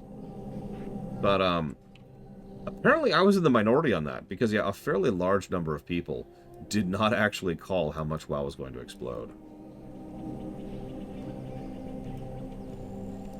Yeah, I've actually already gotten 2 bags, I think, at this point. I haven't gotten any. Yep, 2, 4... No, I've got a 4 slaughter and a 6 slaughter so far. I haven't picked any up. Whoops, I've drifted too far. Oh, I can drift. That's okay, that's okay. Drifting is acceptable. I need more lashers. I do too. That's why I'm drifting west. I actually have the heirloom mount. I'm just not going to mess with that. It's okay. And like, don't have the heirloom in like a level and a half, I'll get just mounts and it'll be fine. Anyways. I could tell you some vanilla stories. I still, I still feel guilty about this to this very day. So I had, so when WoW came out, when WoW Vanilla, when World of Warcraft came out, it was hard to get a hold of a physical copy of it. And there's no purchasing it digitally. You needed to go buy a box and get a CD with a code. Yeah, digital things didn't exist. Yeah, this was before all of that. So this was in the days of friggin' AOL. So yeah, no, this was when the oh god, what's it called? Steam. I think technically existed, or maybe Steam was like a year later. But either way, Steam was a joke back then, if it was out at all. I actually agree with that, Blade Taval, but I'm getting ahead of myself. So, simply getting a copy of it was a terrible ordeal, and I could not get a hold of a copy of it. Now, my friends had already picked up. PAX already had the game. People you don't know of already had the game. And they were all just kind of doing their thing and leveling without me, and I felt extremely left out and sad about that. 2 of my coworkers, well, no, that's the wrong word. 2 of my employees at Arby's were willing to go head out of town to go to another city to buy a copy of WoW for me. Now, I was very grateful for them for that, and I did obviously recompense them, not just for the money itself, but for all kinds of other stuff, too. I was like, hey, thank you, thank you, thank you, thank you. Here's some money, here's this. Here's some really good shifts. Here's some really good shifts. I was very grateful for that because they did me a solid. And I didn't have the time. I was working as a manager. And if you know manager hours, you know manager hours. But they did so with the expectation that I would play with them. And that's the part I feel guilty about to this very day. Because I really had no intention of playing with them. Because I wanted to play with my friends, the people I actually knew and had been hanging out with for, at that point, like 5 years. So I just kind of faded. And I kept making excuses like, oh, I just haven't had time, it's whatever. And eventually they actually stopped having that job, and that sort of solved that problem for me. But I never really... Leave it to lore. They quit and or were fired so that they would stop asking me.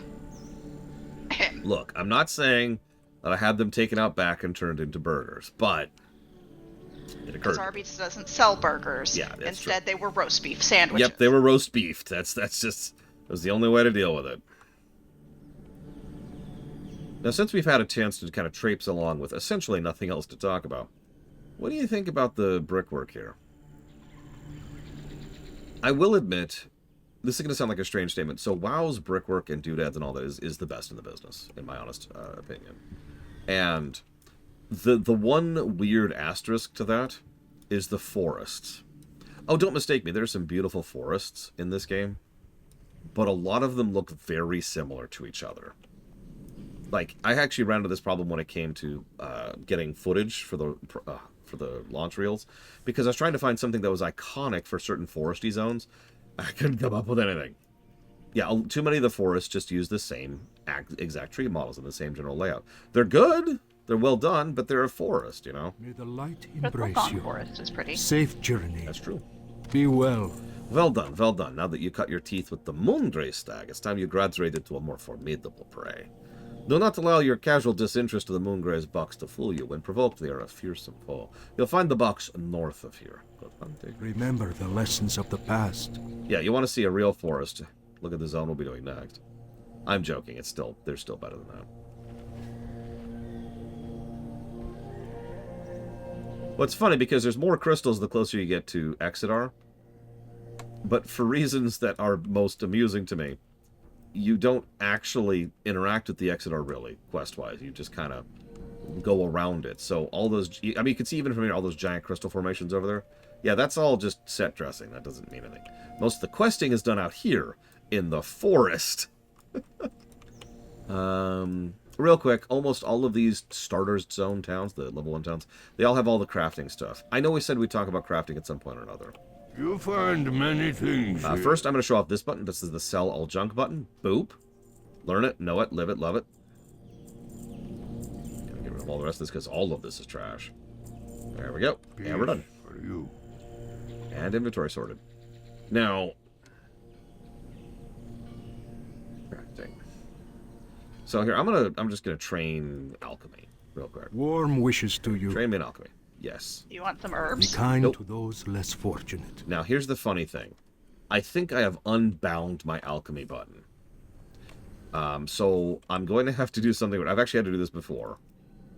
And I'm going to have to show my bag bar.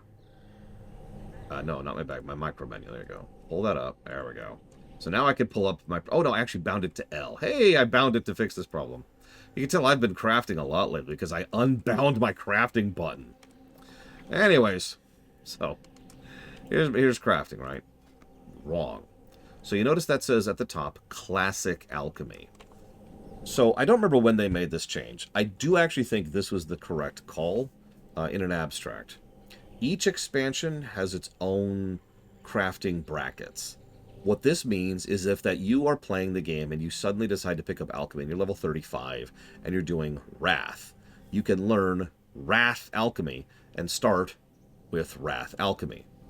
Now, if that sounds unusual, and if you're wondering what's the difference, let me explain how it used to work. Apparently they added this in Shadowlands. So the way it used to work is if you were in Wrath and you wanted to learn Wrath Alchemy, you would have to learn Alchemy.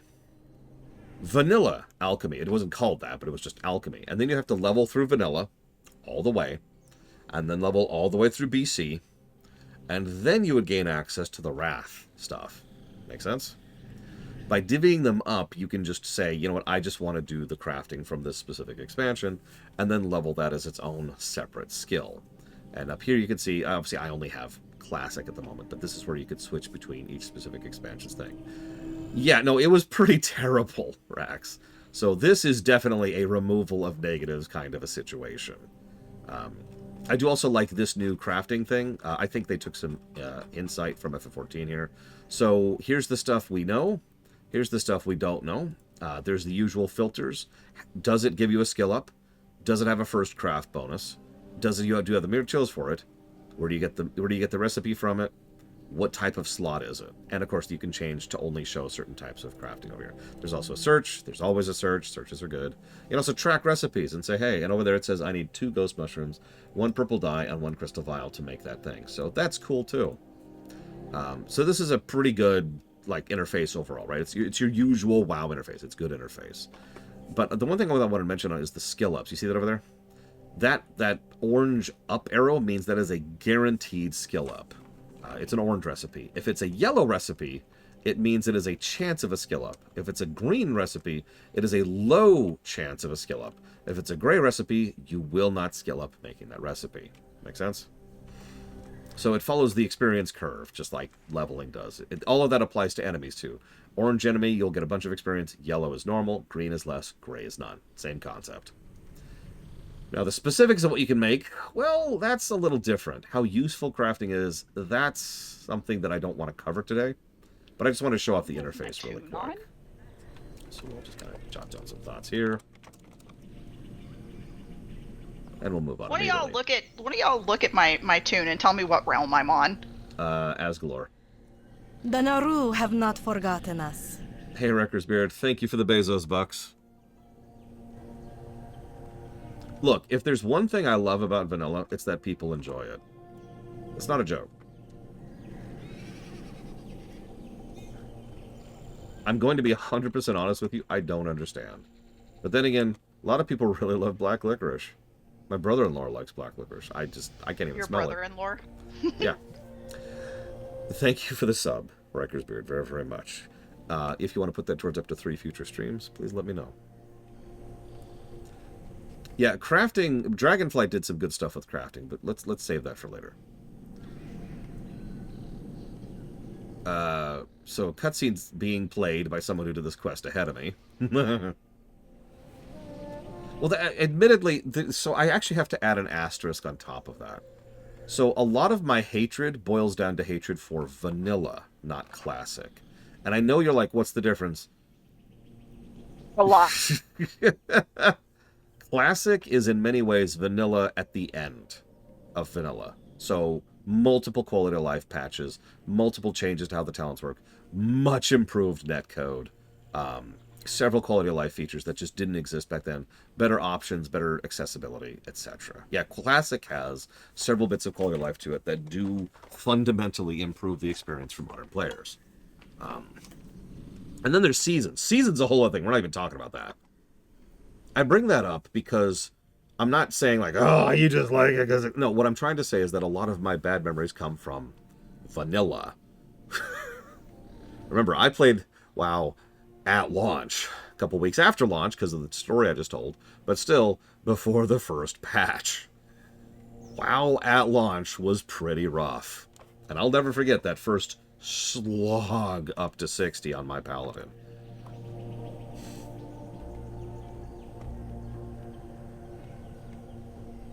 Hang on.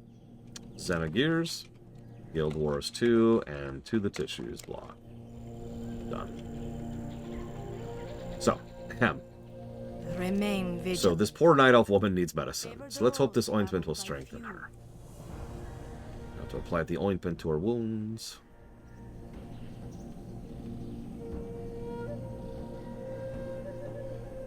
Appears the ointment is ineffective. Such a pity.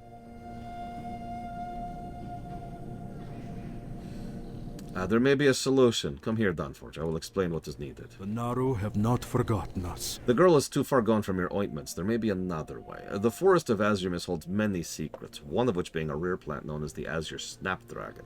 Some claim it's a panacea, a cure-all. You can identify the plant by its stark contrast to the other plants, and then it needs to grow at the base of the azure pine trees. Now go make haste. Dunforge, be wary of the root threshers. They consume the Snapdragon for sustenance. May your days be long, and your hardships few. Now, what you may or may not find funny, Riker's Beard, is I kind of agree with you.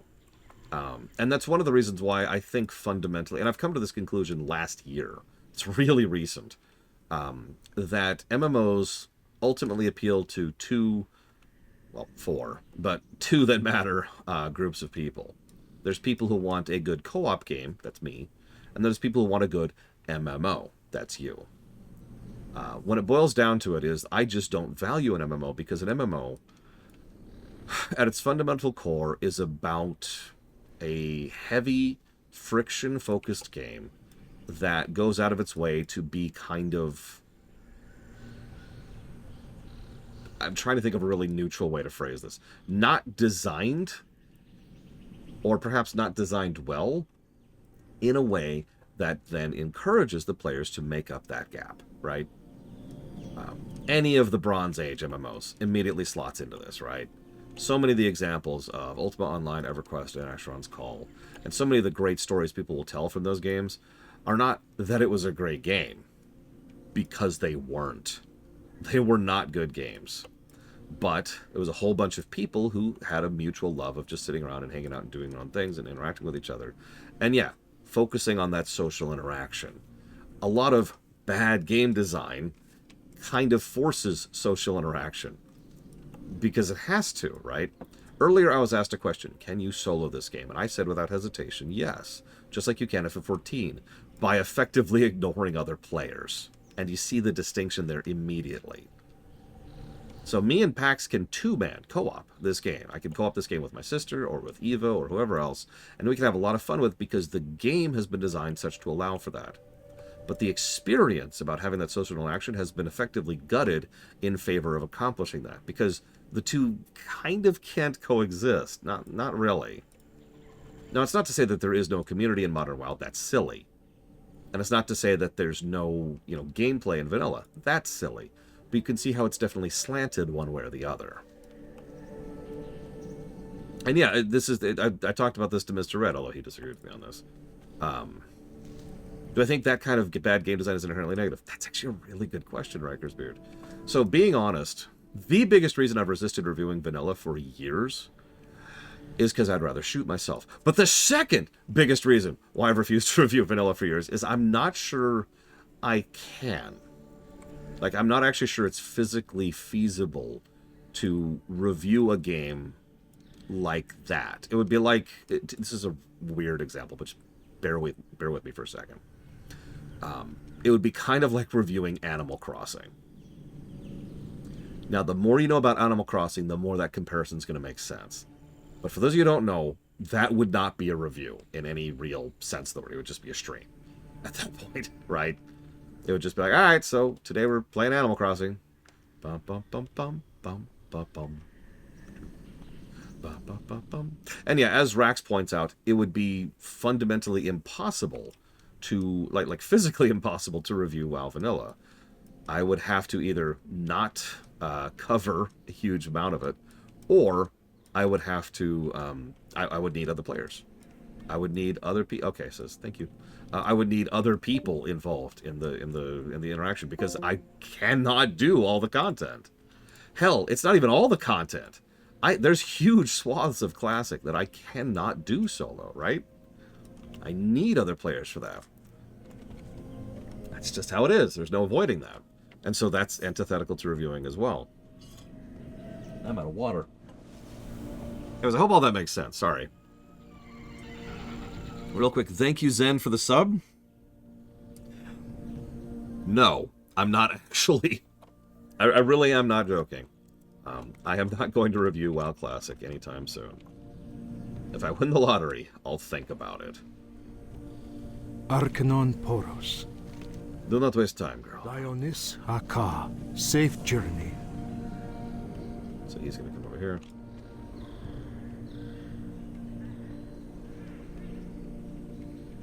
This should do it.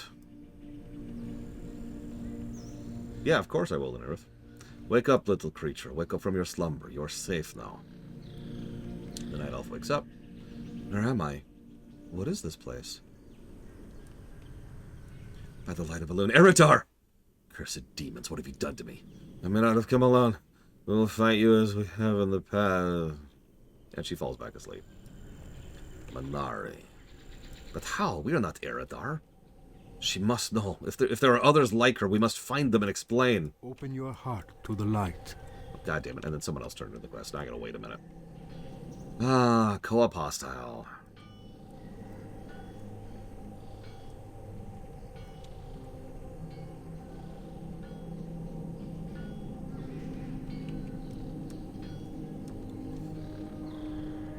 Just waiting. So in case you missed the significance of that story beat, this is actually one of my only story beats in the entirety of the Draenei Starter Zone that I actually like. So this injured night elf, we wake her up and she immediately freaks out that the demons are back. We're the demons. We're the Draenei. Now, if you don't know, you're like, huh? And this is a good introduction to that concept. If you do know, it's like, oh, that makes perfect sense, because the Night Elves have fought the Eridar multiple times. Recently, even. Warcraft 3 was not that long ago in terms of timeline. So, her freaking out upon seeing a bunch of Eridar surrounding her makes perfect sense. Of course, we're not Eridar. Ignore this Eridar who's standing right here. Each day is a blessing. The prophet spoke of this day, that on this island in this new world our allies would find us. We will be tested and they will ask that we pay for the sins of our fathers. At the time I did not understand the meaning behind his words, but seeing this creature and her reaction to us, it now comes into focus. The corruption of our people has been felt even here. Venture south. It is there we will find this being and its kin. Tell them of our people. So now we have to reach out to, you know, the natives for the first time. We have to figure out how we're going to make this work and if we're going to make this work. Also, enjoy this. That's probably one of the only story positive these zones are going to get right there.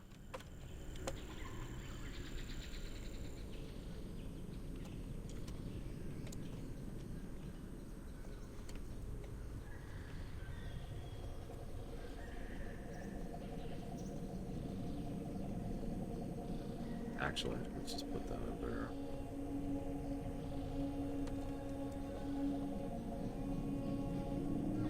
It is a nice feature, Lord Harriman. At least I think so. Anyways. So, bunch of humans over here. You're welcome, Papa Nix. Oh, the Silver Moon has some good story stuff, too. It's Silver Moon. So, a couple more trainers, too. Mining, blacksmithing, cooking. Let's talk to the Admiral first. King's honor, friend. You say you found one of our crew and she's injured. I'll send one of my crewmen to your village immediately. Light bless you. I am Admiral Odysseus of the Alliance Naval Command. Our ship was forced to port on your island due to an infestation of sort. It's embarrassing to even talk about, but goblins somehow managed to stow away in both of my ships. Last night, while most of the ship's crew was asleep and below deck, they struck. Stranger still, they took our navigation gear and jumped ship. They disappeared into the thicket east of her. Will you go search for our gear? It'll make for a strong gesture. For the Alliance. Peace be with you. So if we talk to the Night Elf, she eyes us suspiciously. Which, remember, the Night Elves have a lot of experience in fighting us. If they were alive during the last war, they fought us twice. Good day to you. Safe travel. The Admiral will be right. You're a resourceful one. Maybe you could help Cookie out? If I serve the crew chicken for dinner again, I'll be sent to the brig for sure. I noticed there'll be crawlers along the coastline. Lots of crawlers. Bring me crawler meat. I'll be forever indebted to you. Help a reformed pirate out. See you later. Okay. They don't know. Remember, so the Draenei retcon is a retcon. I suppose I just gave that away in the title. So the way it was originally designed was the Eridar and the Draenei were actually completely separate species. And then they changed it so the Draenei are actually the offshoots of the Eridar, and the Draenei that we saw back in Warcraft 3 are actually the... I can't remember what they're called, Draenei. The mutated ones, the ones that have been infected by Fel. Fel does weird things to certain creatures. We'll see that with the orcs as well. The Broken, thank you. And then there's the Lost, which is an even worse version of the Broken. Anyways, point being, they decided to kind of flatten that. So the Broken, the Lost, the Draenei, and the Eridar are all actually the same species, just at different points in time and with different political affiliations. Cool. But that means, functionally, when we make these Eridar, that most people who played Frozen Throne would look at and recognize as Eridar, hell, even Warcraft 3, because we look like Archimonde, they were like, well, what the hell? So we meet a Night Elf who naturally just sees a demon. Yeah, I know, right? People were just pitching a fit. I also remember, I already kind of joked about this, a lot of people really didn't like the fact that suddenly a spaceship exists, because having sci-fi elements in a fantasy game has never happened before. Ever. Nope, ignore Ultima 1, which has a spaceship. By the way, that's Ultima 1, if you missed that. The first one. Yeah, wizardry? Nope. Nope. Might and magic? Nope. Nope, that's definitely not what that is. Ignore every Final Fantasy ever made. Nope, nope, nope. Are the Eridar actually demons? No. So, there's, like I said earlier, there's kind of an asterisk-y thing there. If you are sufficiently Fel-corrupted, you might as well be a demon. There's no real distinction. It has been hypothesized? Hypothesized? It has been theorized, hypothetically, that all demons are not native demons. That every species that is a demon was once a non-demon species and then was corrupted, just like the Eridar were. We don't know. That's never been expounded upon. But ignoring that for a moment, the Eridar have been sufficiently demonized for a very long time, so they might as well be demons. They weren't originally, though.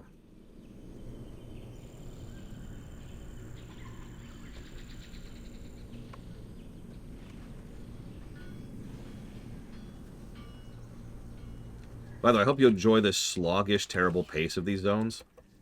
I know this is a little bit boring. Just bear with me. Trust me, this is the bad stuff in terms of review. This is the closest we're going to get to dead air time when it comes to these reviews. I don't mean to keep hammering the same point in, but I have to admit, this is non-indicative of what leveling in this game is like. We are doing the worst zones first on purpose. And yeah, actually, Primarch is correct. This is actually going to get worse in not too long ago. We're already about halfway through this zone, give or take.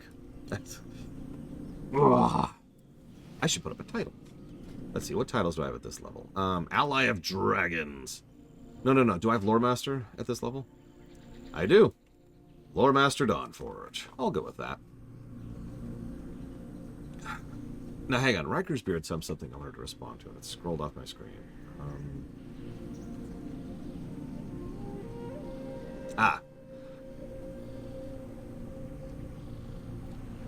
My problem is WoW in general just went too far in so many ways towards the convenience side.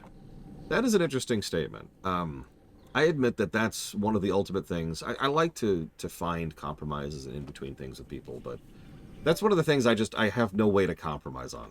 I value convenience more than most things, you know? More than most things when it comes to game design. I value a game that has quality of life features and convenience features. It's why FF6 is my favorite Final Fantasy. That's one of the reasons why FF6 is my favorite Final Fantasy. And it's why WoW is my favorite MMO over FF14, which arguably has better meat content in several ways, but just cannot compare to those 30-some-odd positives I gave to all those features. But that's the whole point is that's me, right? That's my perspective, that's my mentality, and I have no way to walk away from that. Wait, what? Oh, thanks. A green! Oh my god! It's got stats! Look at that! Oh yeah, I should talk about this. So here's your, yeah, no kidding, Cloden. Here's your stat comparison. As you can see, I can just hold down Shift. And this is no add-ons, remember. So, actually I do have one add-on, but no add-ons here. There's your Shift, and I can do a direct comparison of exactly what the difference is. And that's awesome. Oops. Yeah, see, exactly. I love the Dungeon Finder concept so much. My enjoyment of this game skyrocketed. I've said many times that this game didn't become a good game until Cataclysm. And I stand by that, it's worth noting. But again, the way I phrase that is specific, because the game improved as of Cataclysm, whereas the MMO was better before, right? And thus we distinguish the two. See you around. Shiver me timbers. Sorry, lass, I gotta practice me pirate, lest I forget it. Have a good one. Bless your heart, stranger. This will go a long ways to lifting the morale of the crew. Safe travels. And that is the all-important level 10. Level 10 is a very, it's a big thing. So first of all, boing, have a big old hour buff there. Switch this over here. So we just get a bunch of abilities. We gain access to mounts all of a sudden. Hey, check it out. Woo! Woo! I've also got a quest to go do Dragonflight. Yes, really. But also, now we can do something very, very important. We can pick a spec. Okay, so, specs. I've talked about this before, but to make this fundamentally clear, in every way that matters, each spec is a different class. So to put this into FF14 terms, arms over here is kind of like... I don't actually have a good equivalent here. Don't take these literally, okay? So this is like playing a Dark Knight, this is like playing a Viper, and this is like playing a Paladin, right? Each one of these is fundamentally different in terms of how they play and what they do. Now, in this specific case, I'm a warrior, so that's DPS tank. However, even for pure DPS specs like Rogue, Mage, and Warlock, each of those three specs play very differently from each other. And that's important, because, again, that's how you need to think of it as. Each of these specs is a different class. So let's talk about Warrior specifically, because that's what we're covering first. Arms is two-handers. Wonk! If you ever heard of Berserk, there's your thing. Arms, it actually tells you right here. It actually says, here's what it does. It prefers two-handeds. Its primary stat is strength. And of course we have Mortal Strike and Colossus Smash. Those are our bread and butter abilities. Mortal Strike is a big-ass hit that also reduces their healing taken and has a cooldown. It also costs a decent chunk of rage. Colossus Smash costs us no rage, has a much longer cooldown. That's basically a 1 per encounter cooldown. And also basically increases the damage I do to them. So, big-ass hit, big cooldown, that also makes them take more damage, and then big-ass hit, that takes up my rage. There's your basic loop. You'll notice that even at level 10, we have our basic loop on these. I talked about this earlier. Let's talk about Fury. Fury is kind of the total opposite of that. All of them are super viable, Lord Hema. Except for healing. I wouldn't recommend leveling as healing, but you can. So one of Fury's main abilities... So Fury is dual wielding, right? You can dual wield one-handers. You actually need a talent to make that viable. Or you can dual wield two-handers. Bloodthirst. It's a reasonable cooldown, but it also restores your health and generates rage. Recklessness, which is a huge cooldown. It's a 90-second cooldown. However, it increases your rage generation by double and makes your abilities 20% increased crit strike for 12 seconds. Yeah, Fury is... And that's Fury in a nutshell. I like both of these. They're both very fun. You've probably seen me play Prot at least a little bit. I know Prot inside and freaking out.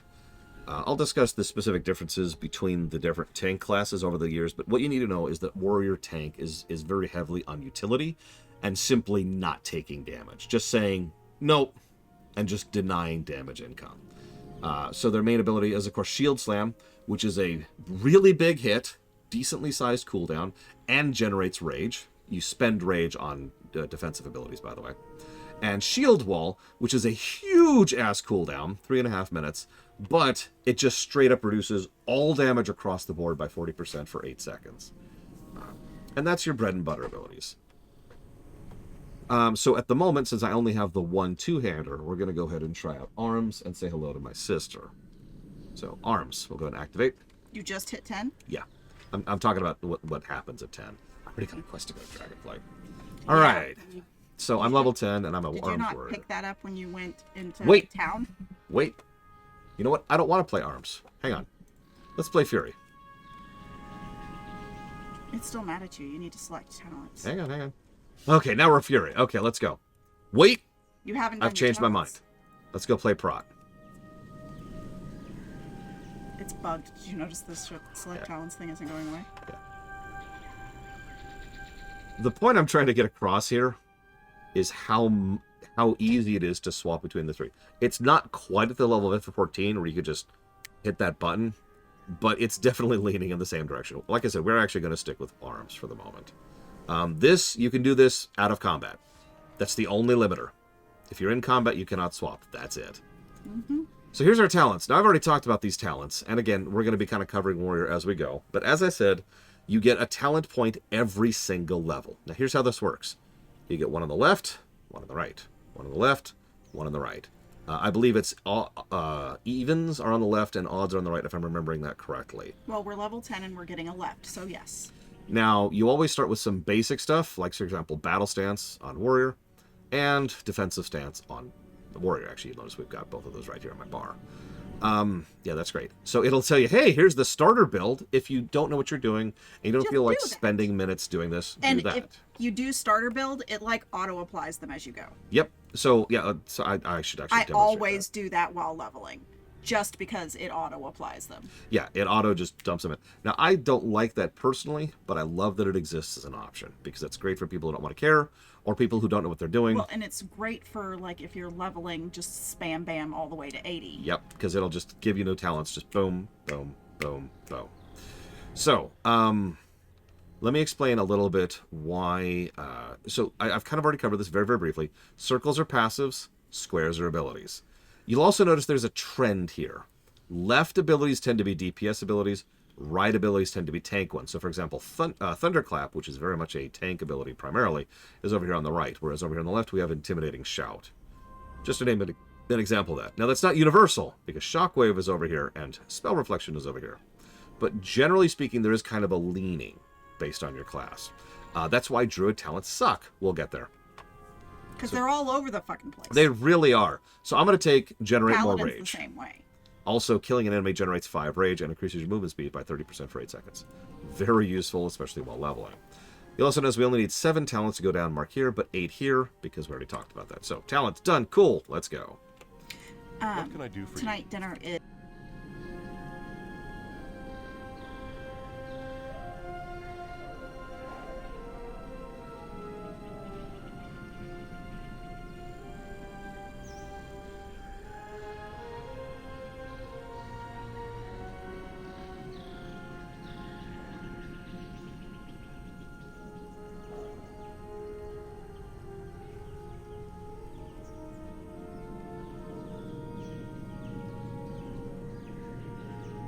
Is there a class that doesn't have a DPS spec? No. Every class in the game has at least 1 DPS spec. There are classes that don't have heal specs, and there are classes that don't have tank specs, and there are classes that only have DPS. There are 6 tanks and 6 healers in the game. That would be Warrior, Paladin, Death Knight, the 3 plate classes, and then Druid, Demon Hunter, and Monk. That's the 3 leather tanks. Over on healer, you've got Shaman, Druid, Priest, technically Priest again. Priest is the only class in the game with 2 healing specs. Paladin. Paladin, Monk, and Evoker. Yep, that's all of them. So 6 and 6. And yeah, Monk, Druid, and Paladin can be anything. There is 1 support spec in the entire game. It was added as an experiment. I've heard nothing but good things about it. I look forward to trying it out myself. Well, they've tried support specs before. Like, they've tried to make specs into... Yeah, I remember that.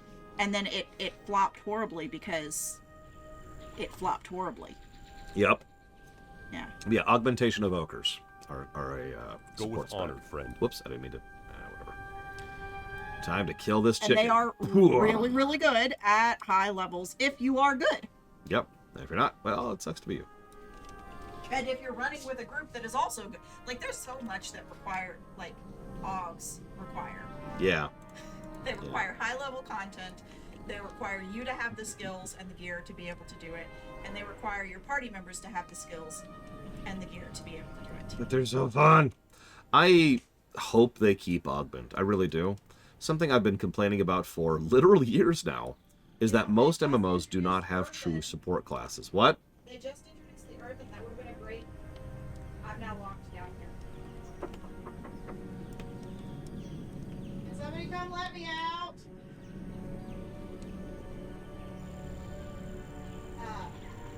They introduced a whole new race, just like they did with the Evokers. It would have been a great place for them to introduce a new...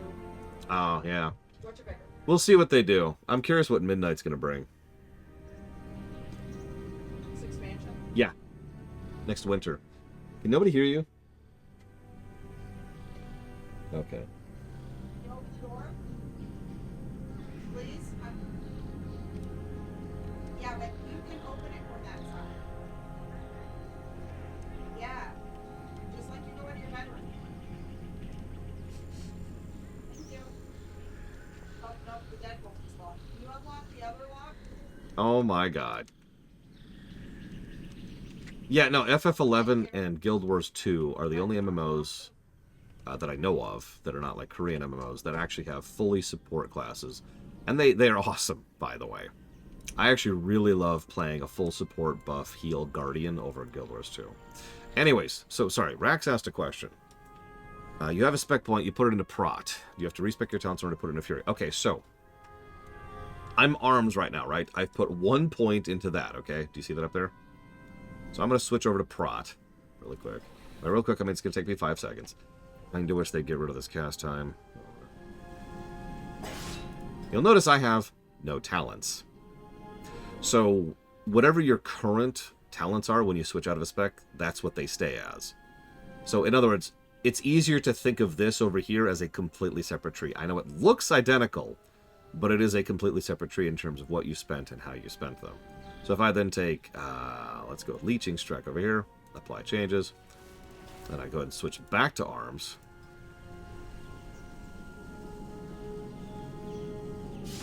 You'll notice it switches back over to arms like that. Make sense? And on the off chance that you like having multiple arm specs, well, that's what the loadouts are for. Okay. Hang on, there's a portal to the void. I accept everything. Alright, so. Need help? Be careful. You're a resourceful one.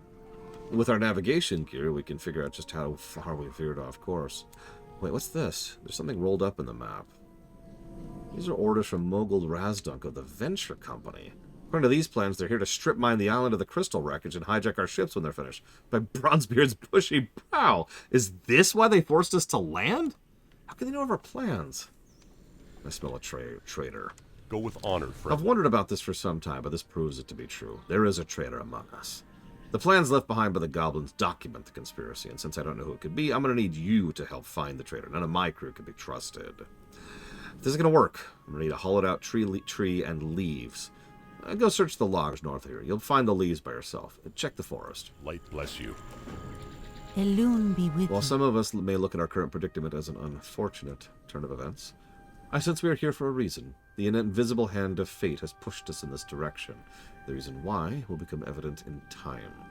To the west lies an ancient night elf city, now in ruin and overrun with Naga. It would be remiss of me to sit idly by as the Naga tainted my ancestral lands. You have shown yourself to be a capable warrior. Honor my people and cleanse the ruins of their unwelcome inhabitants. Asha Fela. What's on your The mind? priestess are telling me the ruins to the west are what's left of a night elf civilization. How come I thinking about what my papi used to say about night elven ruins? Soldier, whenever you see night elven ruins, night elven relics are sure to be close by. Now what kind of dwarf would I be if I didn't hire the first person I saw to go dig up relics for me? Now get going. Off with you. And yes, Huthor is quite correct. Unless you are kind of super turbo casual, no judgment, by the way, there's a lot of value in having multiple specs for multiple loadouts. Because multiple specs really do play differently. Allow me to talk about the class I know the most at current level, Demon Hunter. So there are three major... what am I doing? I can mount! I'm free! There are three major types of specs that I tend to bounce between when it comes to DPSing on my Demon Hunter. One is glaive-based, one is immolation-based, and one is metamorphosis-based. Each of those are very, very different talents and kind of play completely differently. So the glaive one, I know that sounds weird. Glaive you wouldn't think is much of a thing, but believe it or not, a lot of things buff glaive throw in Demon Hunter, including set bonuses. I don't know why Blizzard wants us to use glaive throw.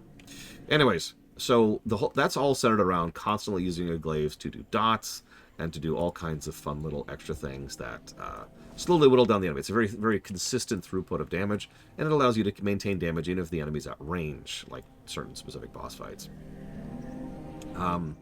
If you go with the Immolate spec, which I'm actually kind of in right now, that's the one you saw me doing on yesterday and the day before, that's all focused around trying to stack as many hots on myself, or hots is the wrong word, dots on myself as I can, to ensure that I'm doing as much damage as I can every second everyone around it. It's a little bit proc-based, so how much damage it does varies entirely based on some random generation.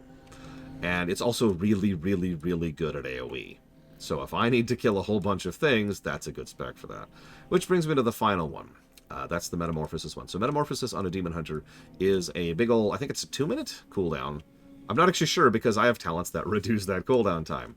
And all of my talents absolutely turbo burst what I can do when I'm metamorphosized. So I can use it more often, I do more damage when I'm doing it, and I absolutely destroy everything with it.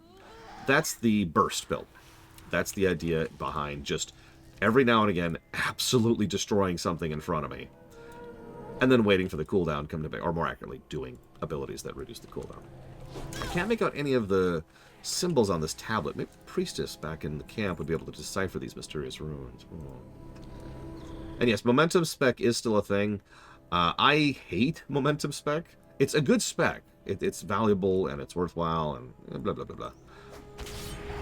But it sucks to do. Like, it's just not fun for me.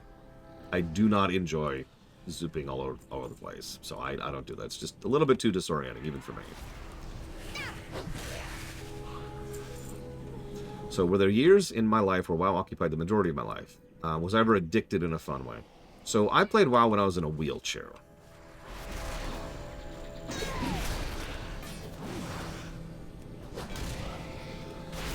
That should probably answer your question.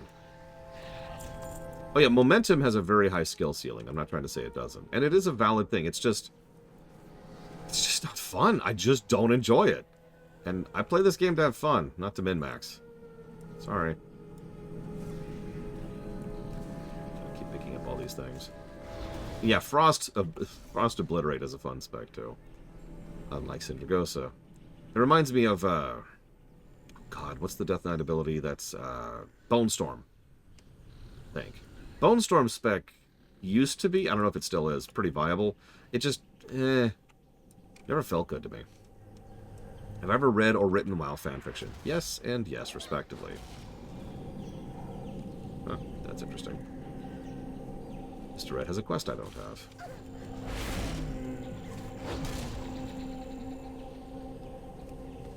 Hang on, scroll up a little, because I think I missed another question and all that.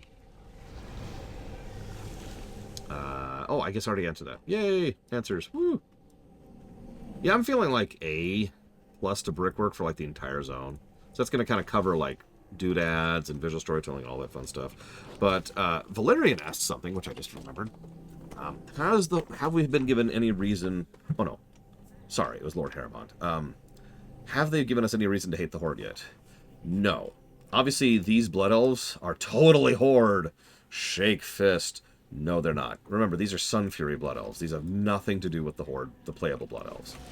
Something that real-life players tend to get wrong is that a species is not a faction. Hi, how are you?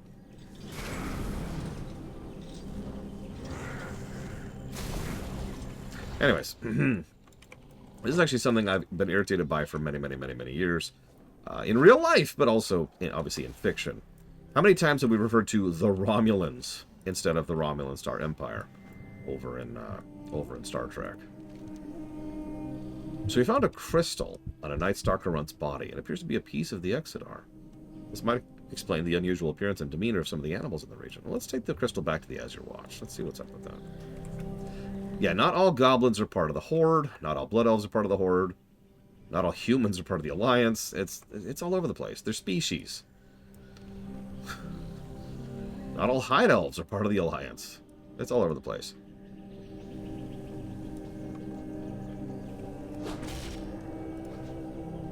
Admittedly, the writers themselves tend to forget that sometimes, so I don't want to sound like I'm just blaming the players. Hell, Undead is another really good example of that. As of this exact moment in time, the Draenei are not part of anything, actually. But are there Draenei not part of the Alliance? Oh yeah, there are plenty of Draenei that are not part of the Alliance. Even as recently as the more modern stuff. Oh dude, I'm looking so forward to Undermine.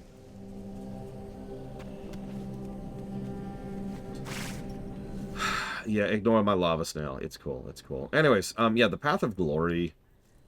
I'm going to say this as bluntly as I can. Probably shouldn't exist in this setting. In fact, I wouldn't be surprised if they were writing WoW, now. The Path of Glory probably wouldn't be made now.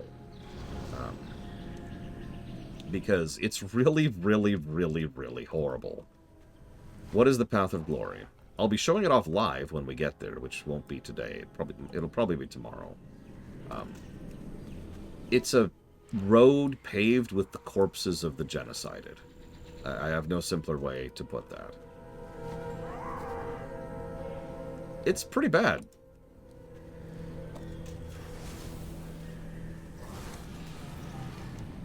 I don't know what else to add to that. It's pretty bad.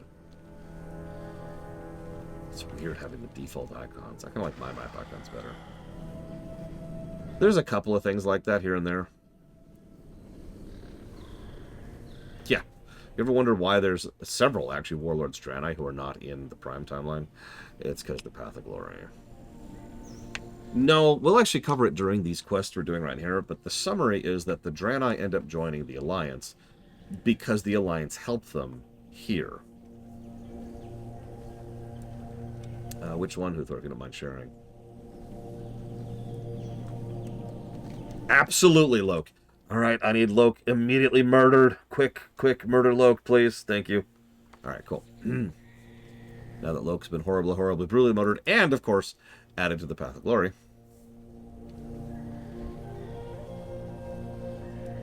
He'll make an excellent brick.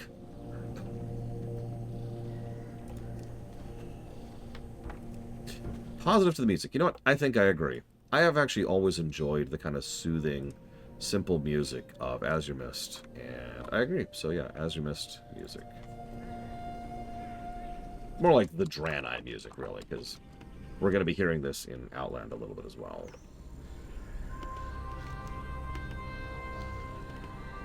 I mean, the Draenei are very long-lived. They're actually functionally immortal. So, there are Draenei who remember leaving Argus, for example. So, most of the surviving Draenei, in other words, all of the Draenei from Draenor, remember what the orcs did to them. Anyways. Greetings. Love it when a plan comes together. I gotta warn you, what I ask you next will be dangerous. I won't think less of you if you decide not to help me out. For the Alliance. According to these plans, the trader and the leader of the goblins, Giesel, are going to meet at a cove on the western island. I need you to be at that meeting. Remember the tree and the leaves? You're going to wear them. It's a perfect disguise. Go to the cove, look for a Naga flag. If the flag's there, it means a meeting's planned. Use the disguise kit, and when you see the flag, wait. Eventually, the trader will show up. Let the meeting finish. Return to me with the identity of the scoundrel. Also, make sure to give negatives to Koa. Some question marks about that.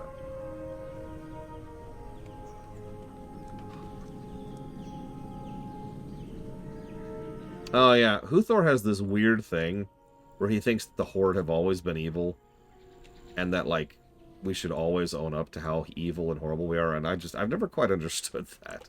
No offense, Huthor. I've literally never gotten that, because there's the demonic Horde, and then there's the Horde, and then there's the Dark Horde, and then there's the Fell Horde, and there's the Iron Horde, and there's the Disgusting Horde.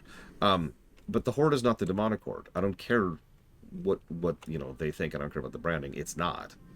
It never has been. What can I do for you? Watch your back. Oh, my pappy would be proud. His boy strikes it big as the first set of Night of Runes he comes across. With your help, of course. Don't worry, I won't leave you out to discovery. Your name is Dawnforge, right? They'll learn about you in Ironforge. Safe travels. Ishnudaldiep. Go in peace. Lord be praised. The rest of the spirits may find tranquility there, after all. Wait, you found something?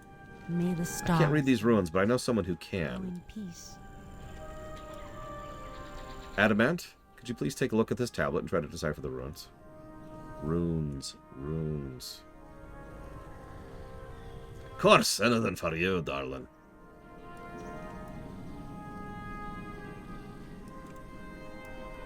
Right, let me take a look at that tablet. Oh, let's see here, let's see. Naga Warlord, oh dear.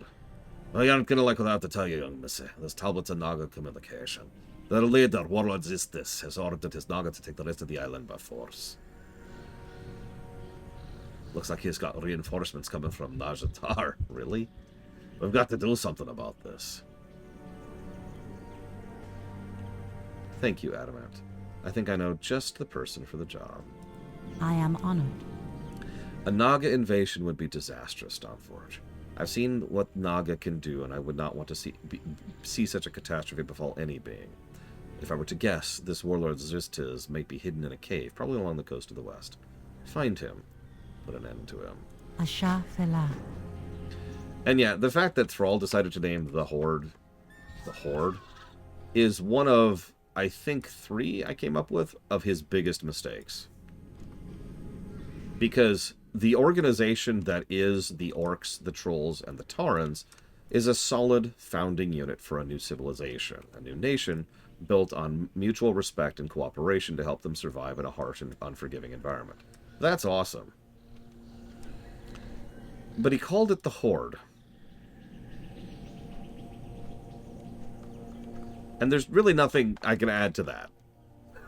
To be completely honest, even though Thrall is kind of an idiot in lore, that's probably one of those things that is a vestige of bad writing somewhere along the line. Because it probably shouldn't have been called the Horde. Like, in-universe. Out of universe, it shouldn't have been called the Horde. Like, someone screwed up somewhere on that. I don't know with total certainty, but I've always suspected that someone somewhere just completely screwed that up.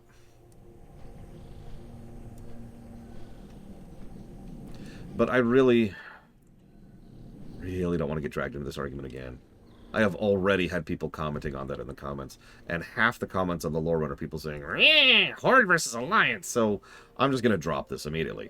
Chikong! Alright, done. What? I'm right here. Oh, he's... No, I see where I am. Sorry, I forgot where I was.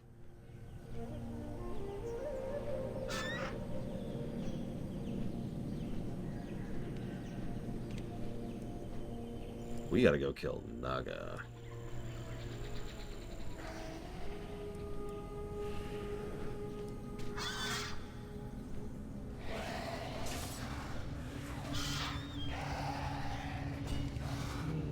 This way, I believe. Yep, there it is.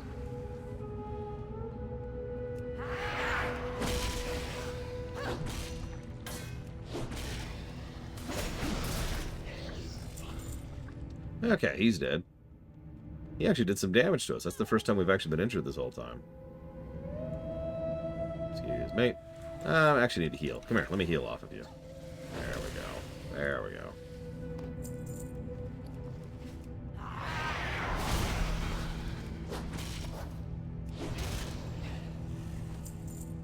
Still trying to heal my way out of here. Would you like to contribute to me being healed? Would you like to give me your blood? Give me your blood. Give it to me! Could I see this game as an open world beat 'em up? Nope! Because how do you even have an open world beat 'em up? Is that even possible? Having said that, can I see a Warcraft beat 'em up? Yeah. Duh. Beat 'em ups are genres. You can have anything as a genre. I mean, come on. We can have a Warcraft dating sim. In fact, I'm a little surprised we don't. Hell, you can have a Warcraft mobile game. And this is where I made myself sad. Anyways.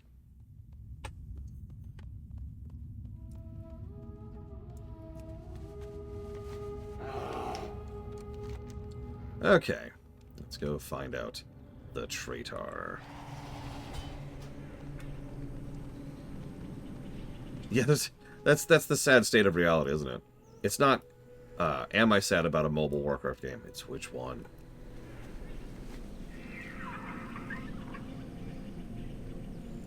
What are you talking about? No, I haven't given in to the old gods. What are you talking about? Everything's cool. Everything's cool. I'm guessing that's Papa Neeks. Should probably kick out whoever this is. This has got to be really disorienting. Like, you can only get air every few seconds. Yeah, I know, FF14 is getting a mobile game. I still don't even know what to say about that. That's just... I don't... I can't even. I can't even.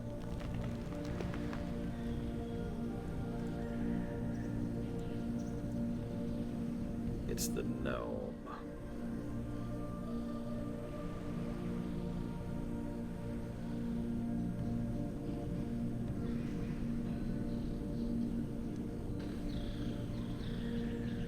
What's the big idea, Spock? Why'd you call for this meeting? What's the big idea? You nearly blew my cover, idiot. I told you to put the compass and navigation map somewhere safe, not out in the open for any fool to discover. The Master has gone to great lengths to secure information about the whereabouts of the Exodar. You could have blown the entire operation, including the cover of our spy inside. Relax, Spark. I got it all under control. We'll strip mine the Exodar right out from under them, making both you and I very, very rich in the process. Relax? Do you know what Kael'thas does to those that fail him? Eternal suffering and pain! Do not screw this up, fool. Our Bloodmist scouts have located the contact. The fool Velen will soon leave himself open and defenseless. Long enough for us to strike. Now get out of my sight before I vaporize you. Yeah, yes, sir. Yes, sir. Won't happen again, sir. Also, what's going on with this random tree here? I don't know, sir. It's just there. Don't worry about it. Don't worry about it. Oh, I heard Huthor. Probably not because of FromSoft, but I mean, that's just... Oh, it's awful. It's so awful. I hope Sony dies. Alright, so... Can we stop having companies just merging and merging and merging and merging? Can we stop that, please? No, of course we can't, because we just elected Trump president. But, like, in 4 years, can we stop that, please?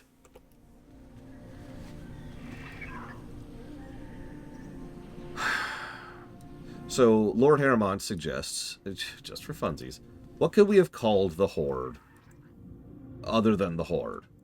The union of the Taurens, the Trolls, and, well, actually, if we're being honest, the Orcs, and the Humans, and the Dwarves, and the Elves. Basically, the entire Kalimdor expedition. That is what probably should have been the Horde. What could we call that? I've got it! We'll call it the Alliance. No, I know, that doesn't actually work. But, yeah, the Microsoft thing, I was really torn on the... Oh, you know, I forgot a quest. I forgot a quest. I'm stupid. The Bulwark. Oh, I like that. The reason I was so torn on the Microsoft thing myself was because, on the one hand, more corporations merging is pretty much universally bad. Like, no, really, like at a societal level, at an macroeconomic level, at a microeconomic level, at a customer level, it's just bad, right? It's bad top to bottom. On the other hand, it got rid of Bobby Kotick. Yes, I am that petty. Thank you for asking. That's not pettiness, though. I don't want to go down that rabbit hole, but let's be real for a second. Bobby Kotick was a goddamned devil. A cancerous mass on Activision and Blizzard. He needed to go. That's not hyperbole. You know, there's no joke in my words right now. He is a disgusting human being, and he needed to go. Anyways, that's true. Yeah, you have to cut out a cancer. That's how that works. And that's how we did it. No one was willing to, you know, take a gun to his head, so that was the option.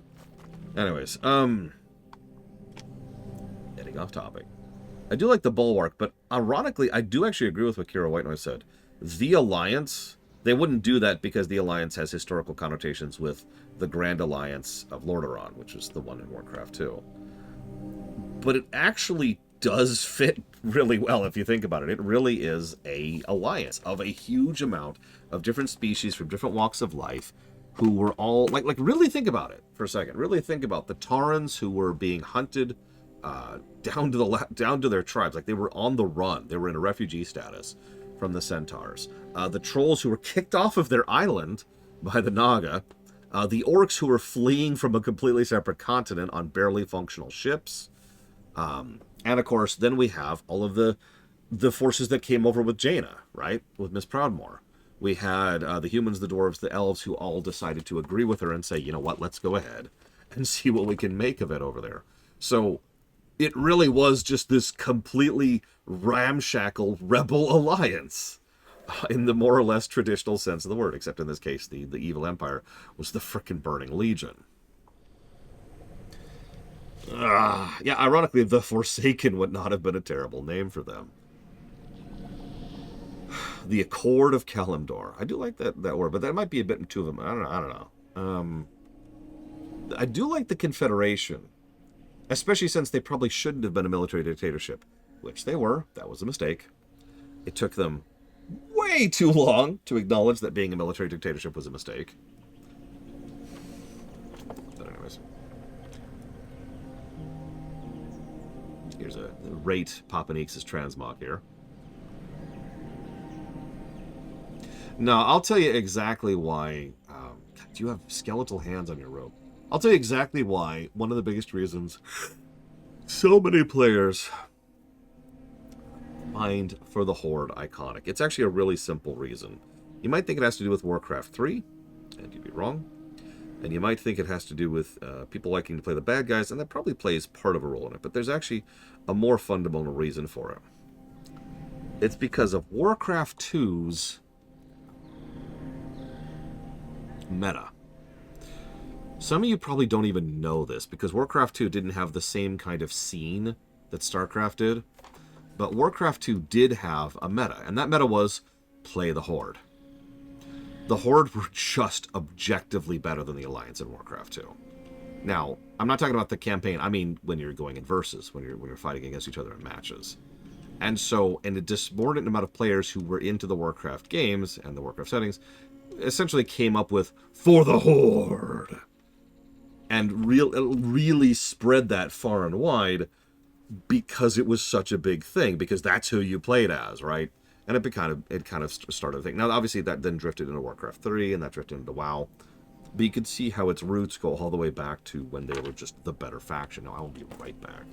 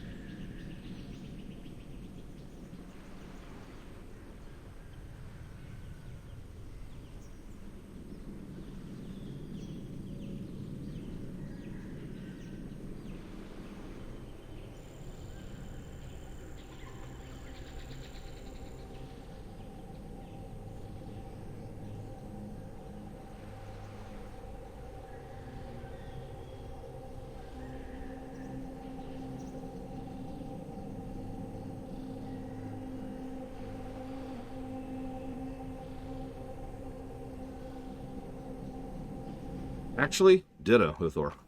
I've been saying that since WoW was announced. The Night Elves should have joined the Horde, or at least the Confederation, or the Bulwark, or whatever you want to call it. So there's this random Night Elf out here. How may I help? What could I have done to give the gods cause to lash out at me with such ferocity? All that I cherished is gone, dead or destroyed. My family taken from me by the brutes of the forest, my home razed and my ship sunk. I am a broken man, stranded on a broken island. Perhaps you are here to finish the job? Make it quick, I will not resist. Take my life, stranger. I am too cowardly to do it myself. My hand shivers and the blade will not strike true. Here's your daily suicide. I have not come to kill you, Night Elf, and the gods did not do this. If the gods did not do this, then who? What could have caused such strife? I fear my people are somewhat responsible for this destruction. We are refugees, displaced from our homes by the burning Legion.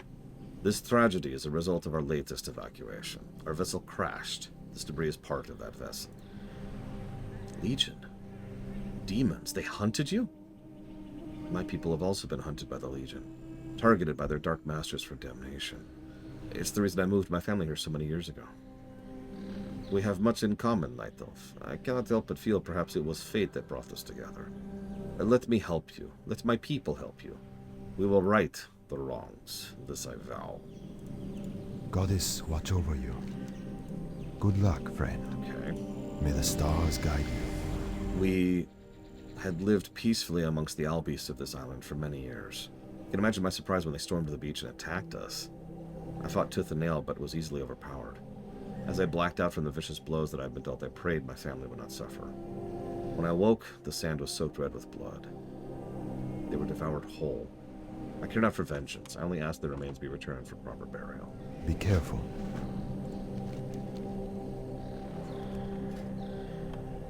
Yeah, let's go and grab Mortal Strike, because we're going to be using that a lot now. No, Yura. I'm not that crazy.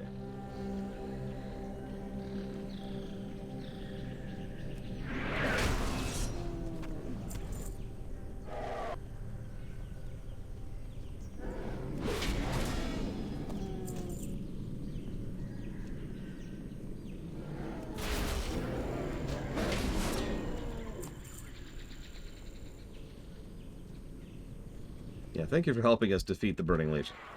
Get the hell out.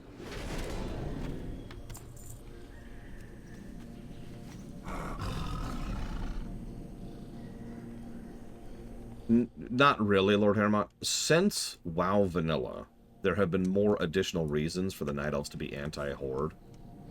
But as of WoW Vanilla, there really was no logic or sense into it. It was done, we've talked about this before, it was done for PvP reasons and for balance reasons, and it was dumb. It was dumb from the beginning, and it's dumb now.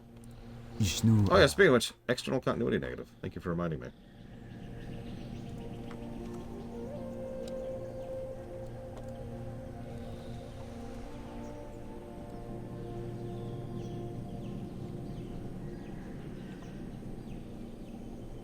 Alone light your path. Till next we meet. Alone be with you.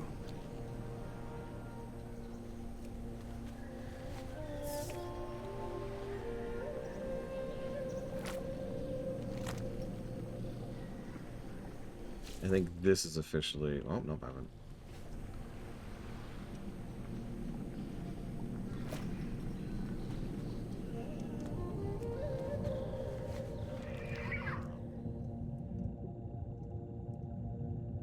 I mean, I don't want to beat this bush for the 15,000th time, but there really should have been no two-faction system from the very beginning. You want PvP? Have PvP. That's easy. You don't need two completely disparate factions to have PvP. You want different factions? You want different sides? You want different storytellings? We have that anyways. Like, we've had that before this, and we have this after this. It's not that hard to have human quests and then orc quests. We don't need the Horde versus Alliance. We never did. I have never and will never change my mind on that. Now it's just something we're stuck with. Or I would say that if not for the fact that the overwhelming majority of expansions nowadays are completely faction agnostic. Let's see. We've got... Pandaria is mostly faction agnostic. Warlords is mostly faction agnostic. Legion is overwhelmingly faction agnostic. Shadowlands is completely faction agnostic. Dragonflight is faction agnostic. And War Within is faction agnostic. That's 6 expansions of, I believe, 11. I rest my case. Yeah, you notice I skipped over BFA there. Jesus Christ. We'll get there. We'll get there. We'll get there. So let's see. Zeiss is putting that towards Horizon. Forbidden West. FF7R2 and Cyberpunk. Thank you, as always, Zeiss. I'm curious how BFA is going to review. I know that sounds strange, but I don't know. Like, I won't know until we're there. That's how that works. I do not know how well it's going to review. Goddess bless you. With Warlords... Thanks. Greetings. With Warlord's Wrist dead, the possibility of a Naga invasion is now only a distant memory. We are safe for the time being. I must admit I was wrong to think badly of you, Dawnforge. You've shown that you are nothing like the filth that was Archimonde. But please accept this from the Night Elves. Goddess watch over you. There are things in BFA I like quite a bit. Well met. For the Alliance. But we'll get there when we get there. Light bless you. I can't believe it. It was the gnome all along. I should have known. Go with honor, friend. Spark must be brought to justice. I need you to go down to the beach and find that deceitful gnome. Once you find him, get whatever information you can out of him. If a high-ranking official of the Alliance has committed treasonous acts, who knows how many are corrupt. Use force if you have to.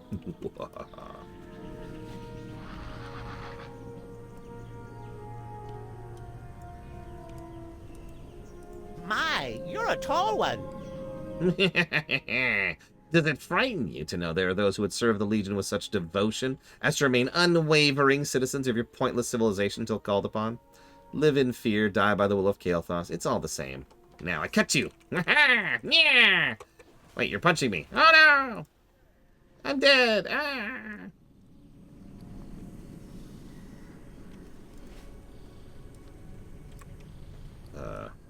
Oh, there it is. So if we read the thing he had. Servant. Several years' worth of planning has been lost. The Draenei and their pitiful leader have left the Master's grasp once again. What's more, they have stolen my vessel and crashed it on Azeroth. Well, it is true the Master's Eridar agent has failed. She was able to transmit the Exidar's location to us. Fortuitously, her identity is still a mystery to the Draenei. We may still be able to use her for our purposes. Contact our spy, Prepare for a full-scale assault upon the Draenei. Kill them all. Recover my vessel. You're the only one link I have on Azeroth that's able to repair the damage the brutes inflicted on the Exodar. Do not fail me, gnome. Should your lust for riches interfere with my orders, you will spend eternity in prayer, praying for a death that will come and release you from the tortures I should unleash upon you, should you falter. Signed, King Sunstrider.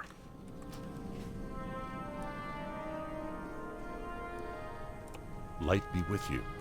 Light bless you. Incredible. This is part of the master plan. This information must reach the king and your own leaders. The implications are staggering. But meat tenderizer. Sweet. Go with honor. You must get this information to your people. And while your brave acts have certainly slowed the plans of the Kael'thas and his Dark Master, the attacks will undoubtedly continue. Take the traitor's communication to your leaders. They must see it for themselves. Or the Alliance. Alright, real quick. Pop quiz. Who is Kael'thas' master? It's okay. The writers don't know either.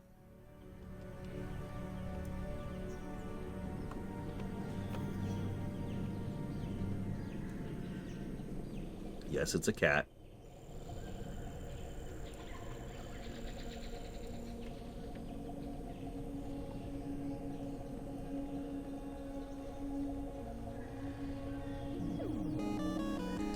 God damn it, Zeiss. Why would you do this?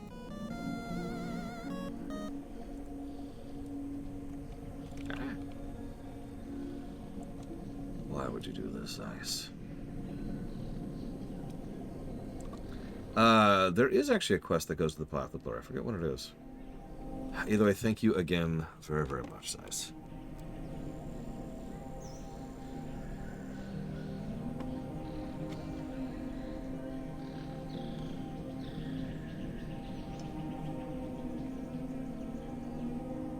I will put that towards the exact same things that I just put it towards. Thank you.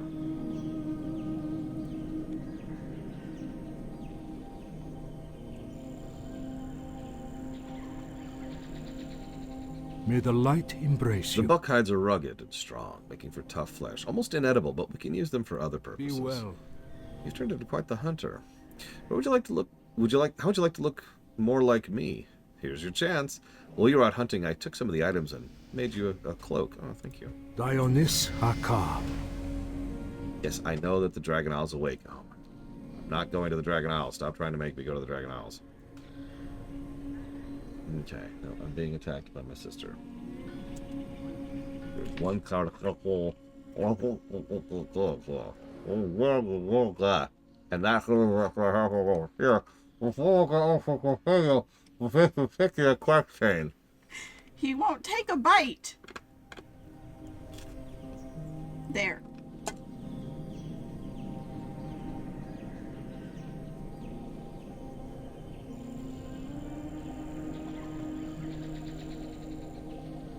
I can talk.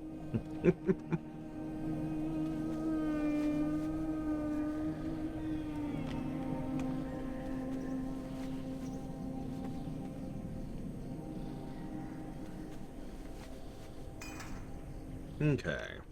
Yep, Onyxia is definitely a demon lord. Slow nod. So, Akida.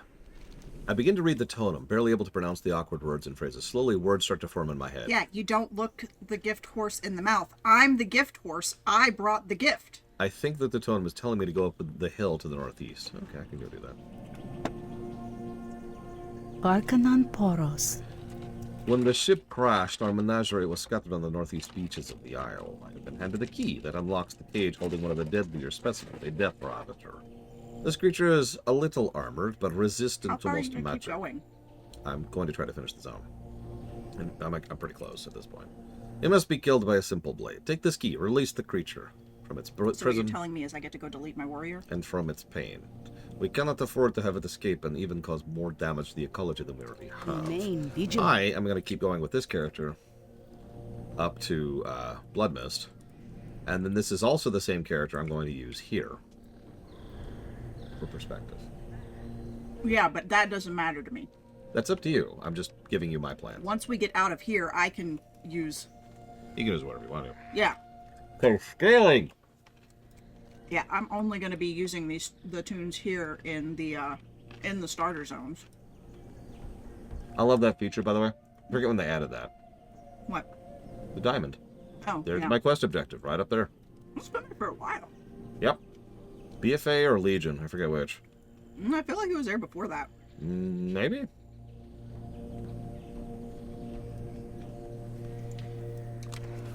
Either that or I just got so used to the arrow that this integrated seamlessly into my life. So there's symbols of owls, bears, wolves, and stags. Okay, I can pronounce some more words and phrases, and more words start to form in my head. I think the totem is telling me to go east along the Crystal Brook River, and then my destination's on the other side of the river. Okay. Go. Because we don't have Hup yet. So we have to make sure we aim. Yep. And that little spirit is actually there to guide me, too, if you didn't catch that. Just in case you weren't sure about falling damage and how water prevents it. Tutorial! Yep. There is not one of those in the Blood Elf. Yep. Yeah, I was soul stoned. It's cool. It's cool. No! Go, my minion. Yeah, just think about what this would feel like being that person. Sploosh. Sploosh. I have no dashes. Yet. You do. It just requires a mob. The totem has various primal markings. You see owls, bears, wolves, and stags. Teak teak. Okay. Symbols translate much faster. It all seems to blur into familiar words. You're fairly certain the totem is putting you south. Okay. Oh, and there's another one of those ancestors, which just gave me an underwater buff, I think. And he says, search... Hang on. Bar you mixak takcom. Gaze upon the Kitchkal River. Follow. Go search Ikchkal Bottom River south. No, it's fine. I didn't need feeling in my entire lower half, Uthor.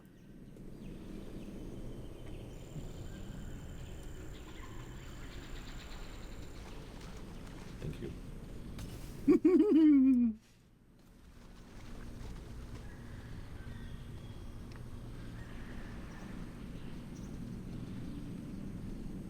I mean, I admit that's a preference thing, and I don't want to cast aspirations either direction. But I do like the Pink Vader. Like, I'm firmly on the Pink Vader concept.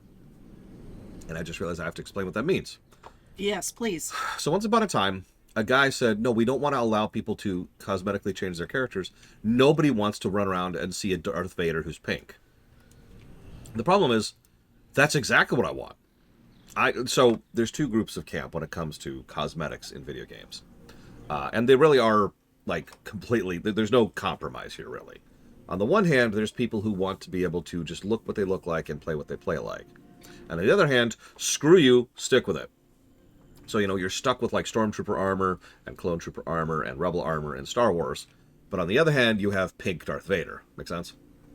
I'm on the side of pink Darth Vader. I do absolutely agree with being able to be as cosmetic-y as you prefer to, within a degree of reason, obviously, but still, I am down for that. Yeah, I want Giga Puddings to be possible. Now, I don't want to be forced into that, because I don't want that personally. I hate playing as a pink Darth Vader. If you've ever seen looking at my transmogs, I put a lot of thought into my transmogs. Ability to be a pink Darth Vader. Yep. So that, you know, during October, we can be a pink Darth Vader to support breast cancer. Mm-hmm. Sure. There are more cheese sticks. There are also fish sticks. I figured you didn't want fish sticks. That would be correct. This person doesn't like fish. The totem has various primal markings. I no longer see unrecognizable symbols on the totems. Instead, they read just as easily as my native language. Which you don't keep up after this. Nope, screw you. Hi, Pumpkin Gamer. The markings identify another furbog den west of here. No, he is eating Corn dog. Corn dog and mott sticks. Come, Dunforge, let us leave this water together, purified. So now I can just read and speak furbog. For now. For literally just now. Yep, and never again. Well, no, until you get to... That's way over there. That's okay. Dragonflight, and then... Oh, yeah, that's fair. then you have to relearn it all over again. Yep. Yeah. It's okay. It's actually a really quick grind.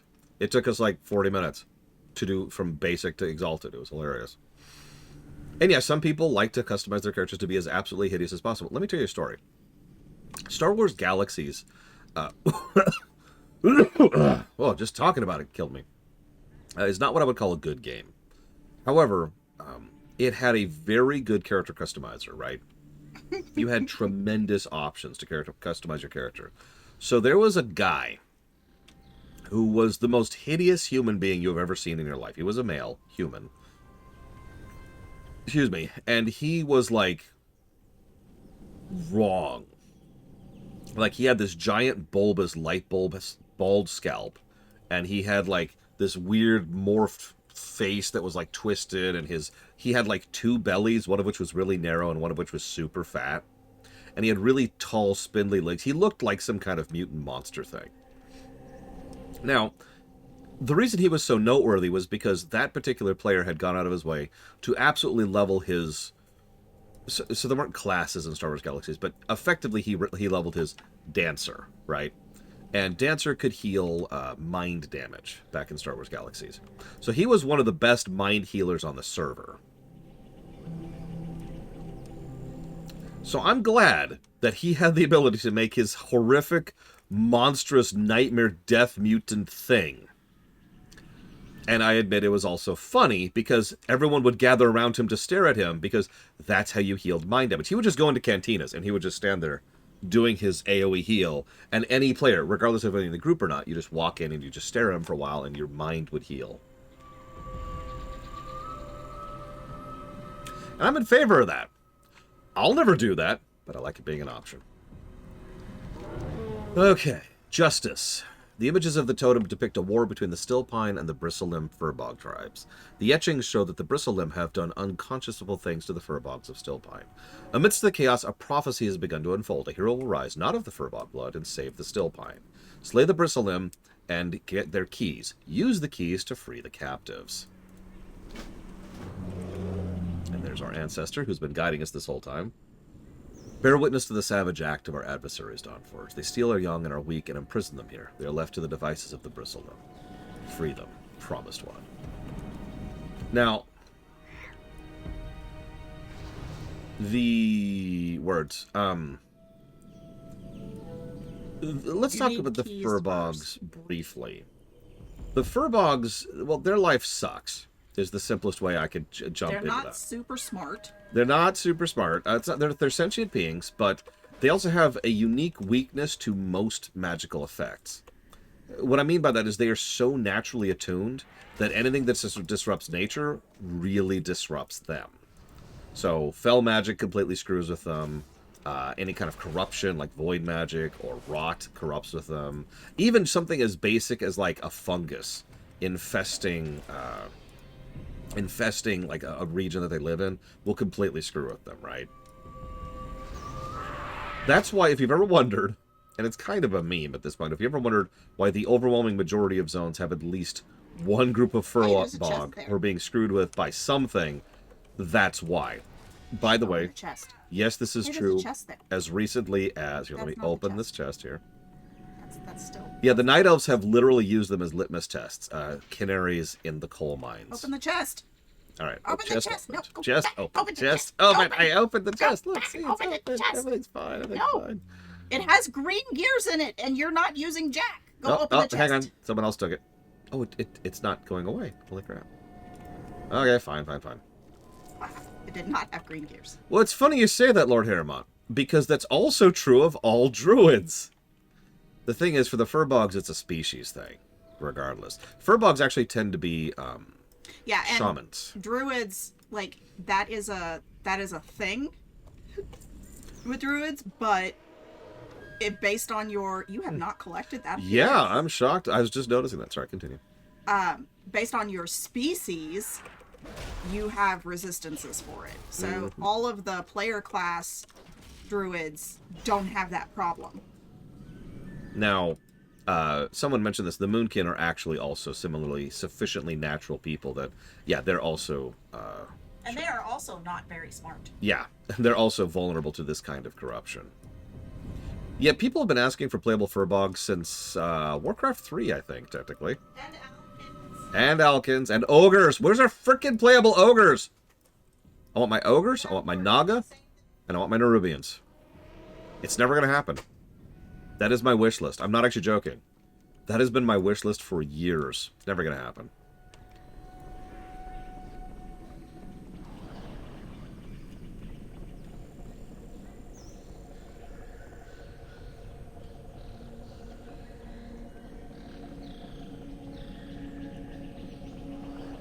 Welcome back, Evo. So, which is funny because we're like a week and a half late, Vandalia. Yeah, unfortunately, we'll probably get the humanoid Nerubians, which I don't want or care. Eriko would be cool, too. I actually really, really like the Nerubians. No joke. And I always have. And then this expansion came out. And I'm not going to spoil, but let's just say I like them even more. And I'm just going to leave that sitting there. Sethrak. I can't believe we didn't get playable Sethrak. Yeah, I know, we're getting the... Evo really wants the Night Elf Trolls. The Dark Trolls is what they functionally are. I don't care, personally, but I'm always in favor of new races. Some people want them somewhere. So, one last thing about the Druid thing, super quick, because this will come up in the future. An interesting little anecdote is, even though the Druids and more naturalistic races are more vulnerable to corruption, that also works the other way around. Interesting. In other words, corruption can be more easily cured with druidic and natural power than other things, with one huge asterisk to that, which I don't want to get into right now. That won't come up until Legion. Be kind to those less fortunate.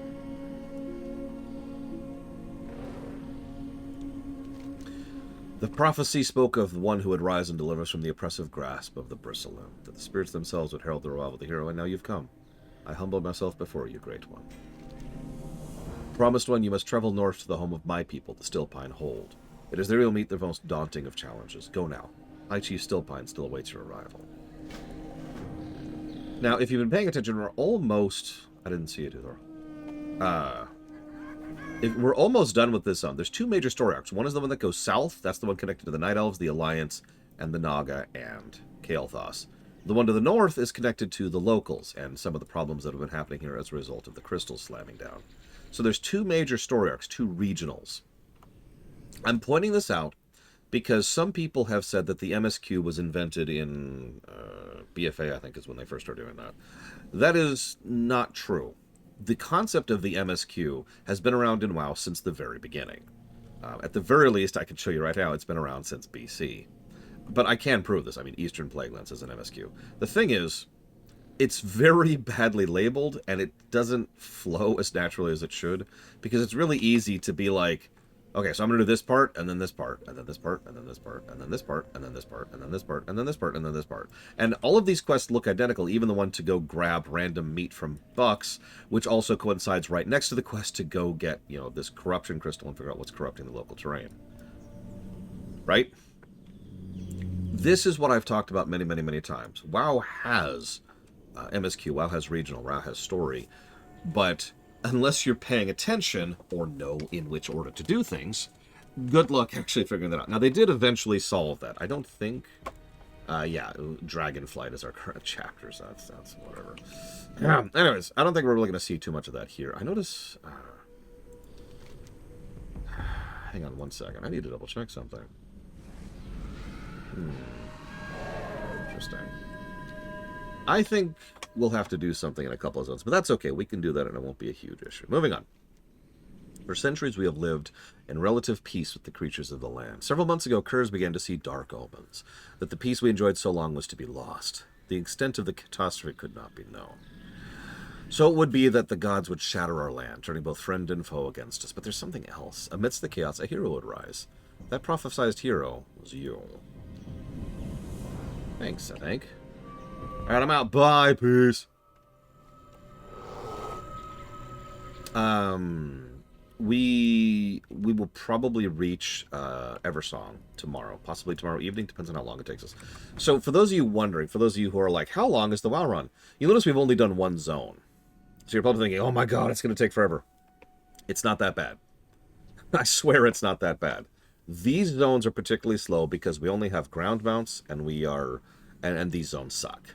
So these first 4 zones are the slowest zones in the game. Everything after this is going to flow much more smoothly. I swear. It's basically going to slowly escalate the further into the game we get. So BC zones in general will still be a little bit slow, but at least we'll be able to fly around during them. And then we'll get to Wrath zones, which go faster, and Kata zones, which will go faster, etc., etc., etc. Anyways. My brother and I were hunting in the woods to the east when we were ambushed by strange insect-like beasts. Such aberrations have never been seen before in Azuremyst. Could they be a sign of the coming apocalypse? The apocalypse you're destined to prevent? If you truly are the promised one, you will strike down the creatures of the apocalypse and bring me their hides. From their hides I can fashion armor of great power. Once we get to Kata, things are going to be cool. I've said it before, Kata's when the gameplay really started to improve. When it became a better game and a worse MMO. These are dark days, promised one. Even the Murlocs are kicking our tails, literally. Unfortunately, more than just my ego has been bruised. While our relationship with the Stillfin Murlocs has always been tenuous, never could we have imagined that they would have the gall to attack us and steal from our food stores.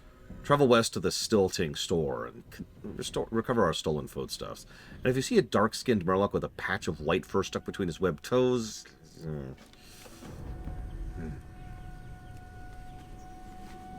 Anyways, so hypothetical goblin druids, conservationists, rampant exploitation is unsustainable, so they work with nature to maintain long-term ecology. I like it. No, I love it, Uthor. No, that's awesome. Yes, make it. Done.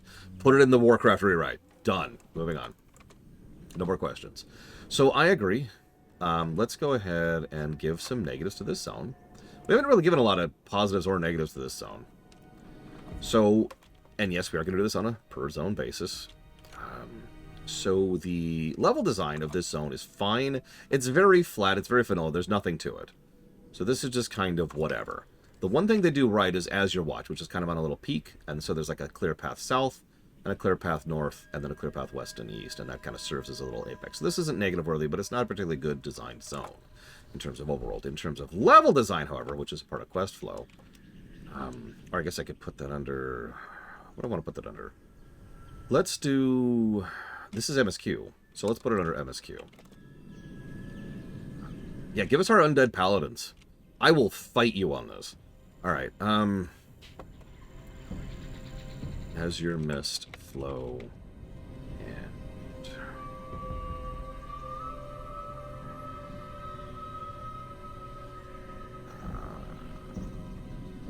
drop rates. And actually, I've already changed my mind. I actually am going to give a negative to Azuremyst for overworld. I just realized. The reason why, even once I finally got a level 10 mount, which remember this zone wasn't designed for, this zone is just too big and empty. No,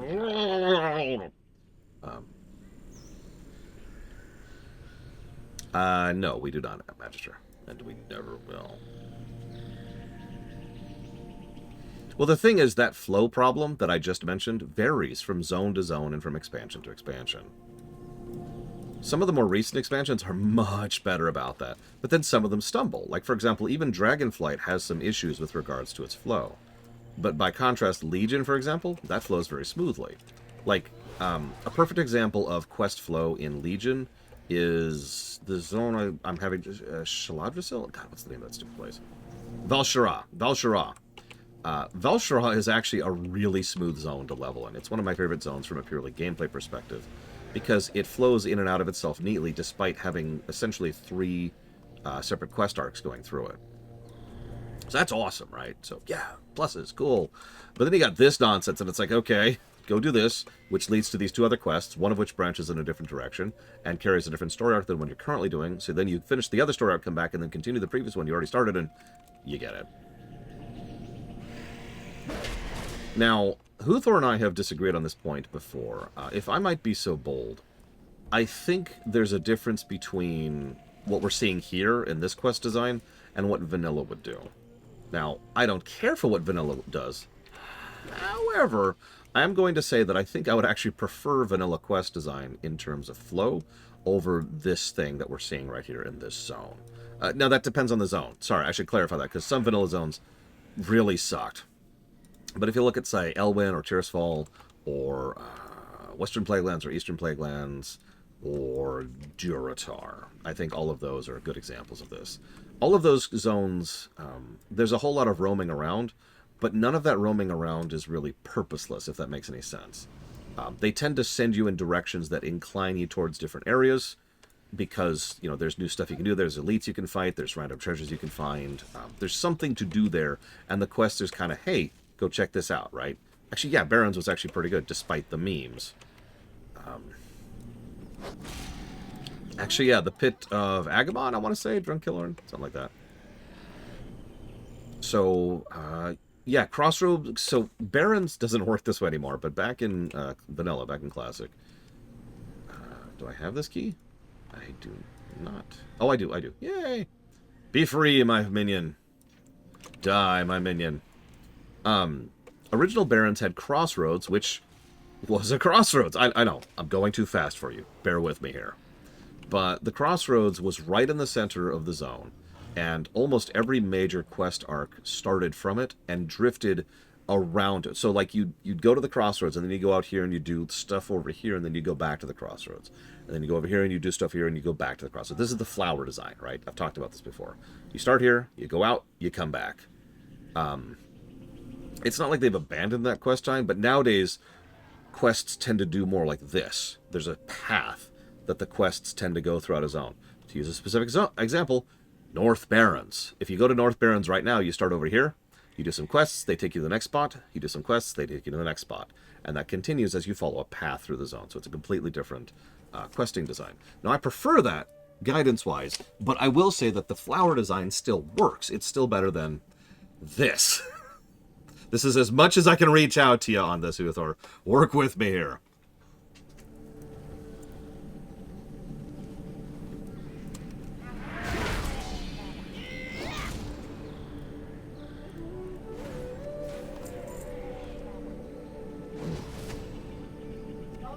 Hey, kiddo. I'm still streaming, just as a heads up. Just so you know. Want to make sure you're aware. Now, obviously, that's a difference of philosophy on which one works. And obviously, it kind of depends on which one is done better. Again, Barons was decently done well. And ironically, North Barons was actually decently done well. But again, to continue the comparison, this zone isn't great. But by contrast, Hellfire Peninsula is about half well done. Hellfire Peninsula actually has some really solid quest design of both types, actually, as you go through it. But what a lot of people tend to forget is Hellfire Peninsula is gigantic. It is a very large zone, not just in terms of physical size, but in how much quests there are there. Thank God we will probably have flying by the time we do Hellfire, because otherwise that would take absolutely forever.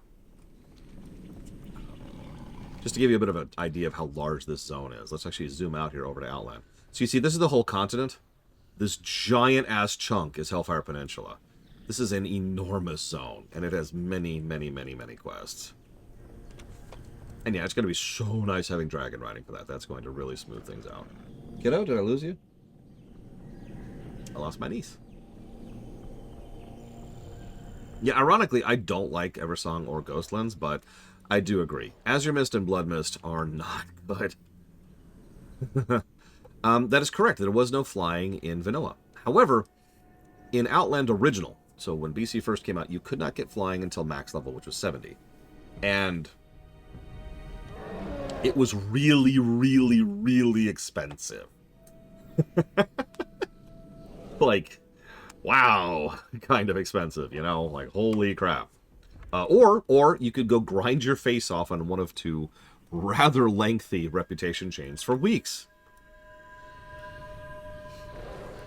Anyways, a Murloc kicked me in the behind and spat on me in broad daylight. Oh, delicious grain. Thank you. You're welcome. They're ugly little creatures. Even the blind watchers could see them. He's blind. Not only is the prophecy true, the armor's amazing. Sure, the armor is fit for a champion, and I'll sell it to you at a discounted price. I jest. The first piece is complimentary. Oh, it's actually an upgrade, too. Thank you. Ding. Please stop telling me to go to the Dragon Isles. I'm never going. Like, literally, this character will never go.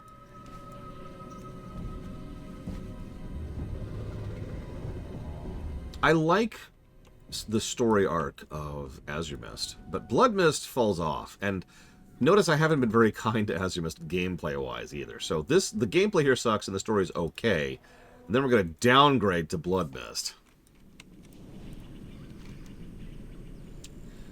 After the Crystal Storm had subsided, a beast of myth appeared in our village. Brought here by invading Wildkin, this beast, the Kirkin, laid waste to our village. Many Stillpine were slain in our defense. In our lands by this fiend, and many since lost their lives attempting to subdue the beast.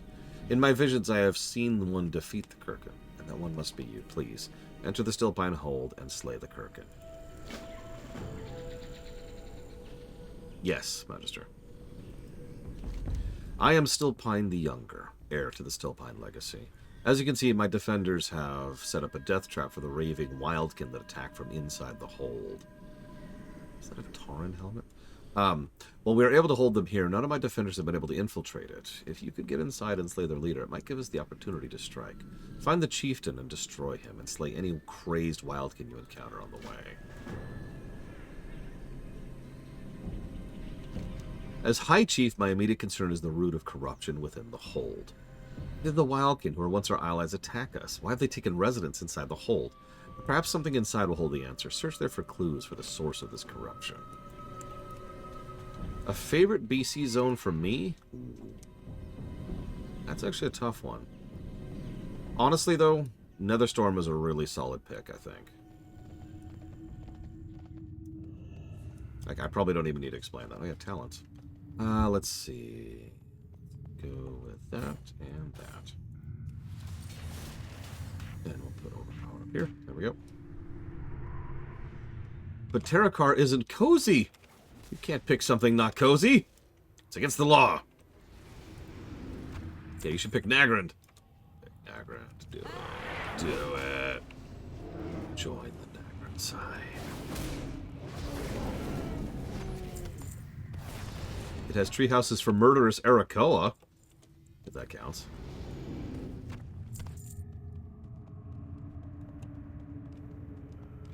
Oh, here's the chieftain. Hey, chieftain. Sup?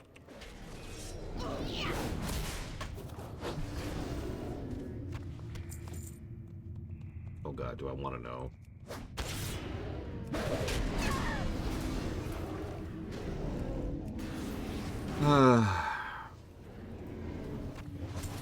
I like warlords, probably more than most people do.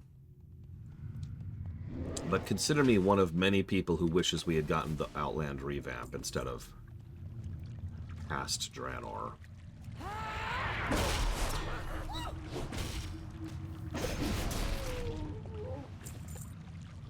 So, there's the source of the corruption. The blood crystal radiates a sickly aura that's seeping into the waters of the cave. On the surface, the crystals appear to be pieces of the Exeter, but something's gone wrong with the crystals, and the blood red is rapidly dissolving into the water supply. This may explain the unusually aggressive behavior of the creatures. So, in case that's not obvious, the crystals from the Exeter are not blood red. Now, this is, once again, WoW storytelling on display. If you're paying attention, this is a oh moment. Because we've been seeing these crystals the whole zone, right? Ever since we first started our Draenei. But they're not like this. They don't look like this. So what the hell's going on? Well, I'm going to give something away right now. There's a reason the next zone is called Bloodmist.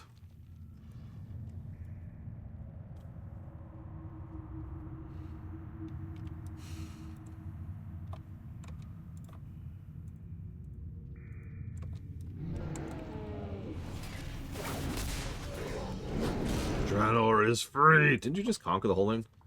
Oh, yeah.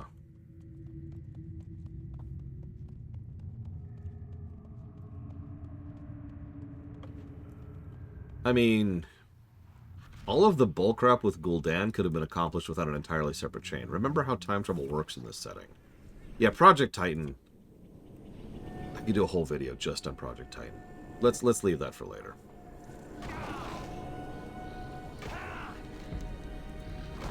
Promised one is victorious. Here's the hide. There go the raiders to go attack the boomkin.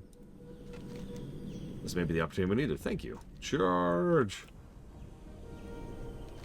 The blood crystals you saw. My scouts have seen more of them to the north. Thank you for your efforts. I will call for you once more when I've spoken with the other elders. Hey, I've spoken with the other elders. The hold is saved, and my people will make their way back to their ancestral home. The prophecy has come to pass, and a new age of prosperity begins for the Still Vine. But I fear that darkness looms ahead for your own people. There are questions left unanswered, visions of prophecy unseen. Return to your leaders. Tell them what you saw here. And promised one, should you ever require aid of the Still Pine, you merely have to ask.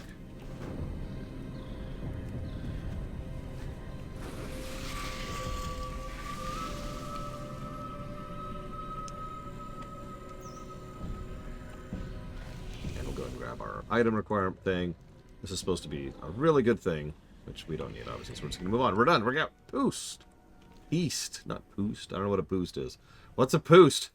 Oh, God. That's actually a really nice shield. I'll hold on to it in case I decide to tank. Because I can. You never know. Double check. Cool. So we've got our 2 plot arcs. We've screwed things up, and there's people screwing with things. And then we see this blood crystal. You can already see where this story arc is going. We're going to dovetail these 2 story arcs together. So there is some decent story here. Credit where credit is due.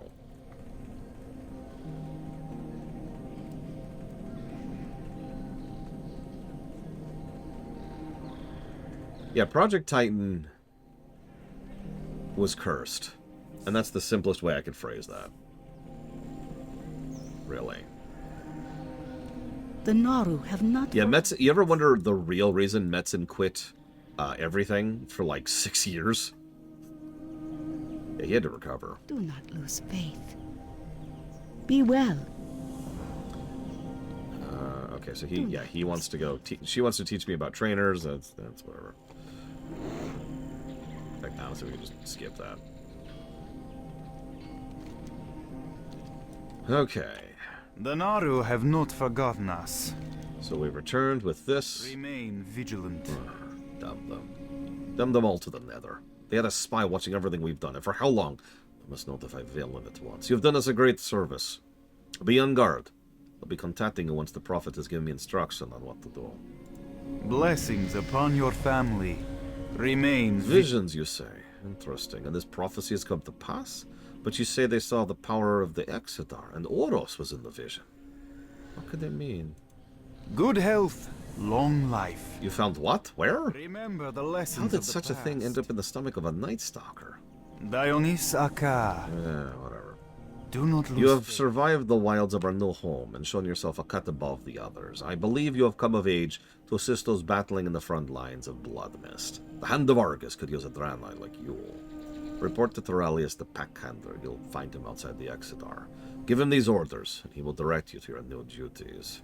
May your days be long and your hardships few. Yeah, Metzen, I have issues with Metzen. I do overall like his writing style, and I do. But, dude, what the hell? Metzen is yet another example of someone who could have been, and arguably has been, a positive impact on the industry that has been chewed up and spat out by said industry. And he is not alone in that. Unfortunately.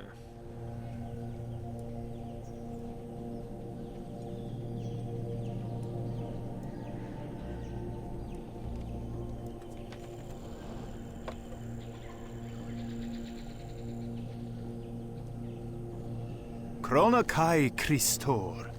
He just his eye patch. This is the best we can offer the Hand of Argus. Blessings upon your family. Alright, let's have a look at those orders. May your days be... Is he crazy?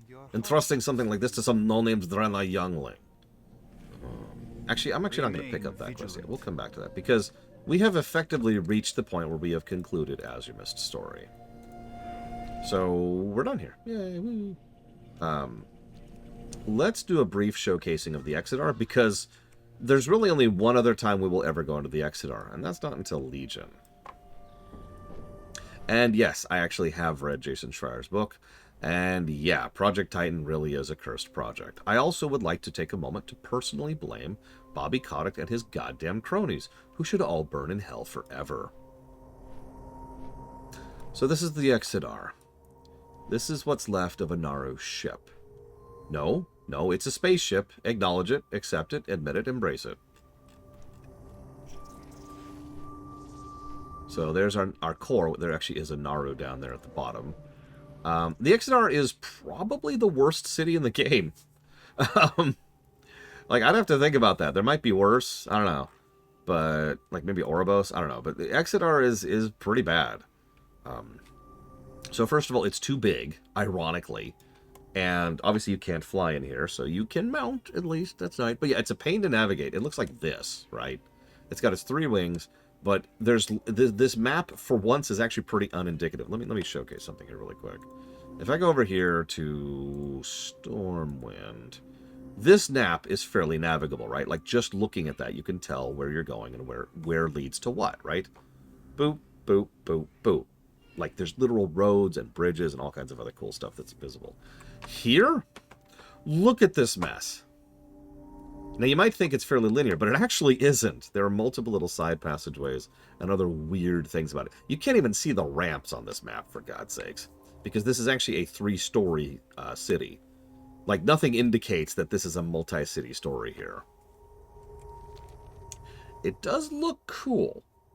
I do actually like that this is a cool-looking city, and is currently in the process of being scrapped and turned to shit. But it looks cool. I will give it a brickwork positive, only one. But on a gameplay angle, this one kind of sucks. Like, even with them out, which, remember, I'm not even supposed to have at this point. Like, it's very BC, isn't it? Like, nice, big, empty swaths of nothing. And the layout of where the NPCs are and the trainers and everything is just terrible.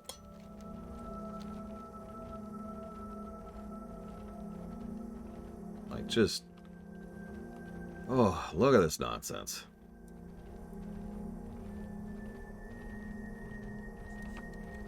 So I'm over here at the traders tier.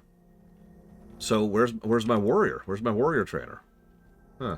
Oh, I wouldn't worry too much about... oh, right. It's up. Of course it's up. Why wouldn't it be? I've decided to hate you, Mr. Red. No reason for it. I just felt like it.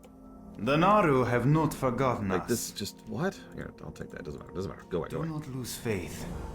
That one's Remember Stormwind. So that's a vector quest to Stormwind, which we're going to completely ignore for the time being. Oh, this place. I don't even know. It's pretty bad. Like I said, there is, however, one pretty cool thing. Yeah, I haven't actually done most of my heritage quests yet, Uthor. I've been saving them for this stream. There's one thing I like about here, and I actually gotta remember where it is. I think it's over here. Yeah, it's over here. Pretty sure. Maybe it isn't. Maybe I'm completely... no, I'm here. Okay, so... to get people a little bit caught up on the lore, there's this little guided tour. And they go between each of these different holograms and talk about the actual species and some in-universe, let's call it a little bit more scientific lore of each of the demons that make up the Burning Legion. There's also, there's nobody here, by the way. We're the only ones in this stupid city. So, like, we get a little bit more insight into who these various species are and how they operate and what their particular roles are in the Legion. Some of these are also new. So, as of BC, excuse me, let me be clear about that. So it wasn't just a good refresher, it was a good, for people who've... oh, here we go, sorry, so going over here. Hang on. Following the tour. Where are they going? Where are you going? Why are you taking... oh, you're going up here to the succubi.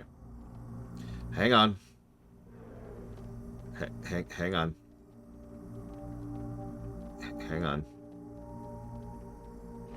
Hang on. Hang on. Okay, here we go.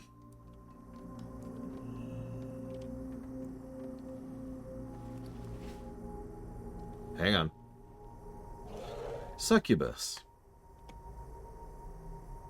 Noun. Species, Sayad. Affiliation, Burning Legion.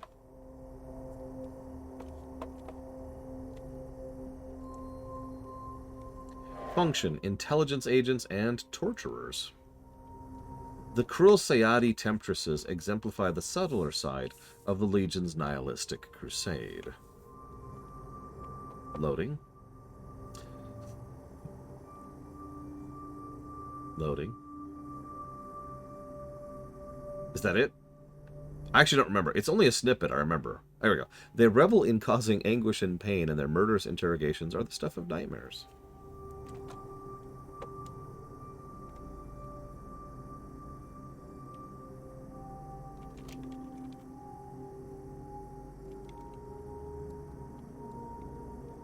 And I think that might be it. Maybe. Yep, okay, and that's it. And they'll go between each of these and just give a little lore tidbit on each. It's a nice little bit. And there's a couple of things like that in here. And I do like the fact that the city is falling apart and literally cracked because this is a crashed ship. So, I'm with that. I do overall like that. In fact, we'll do this.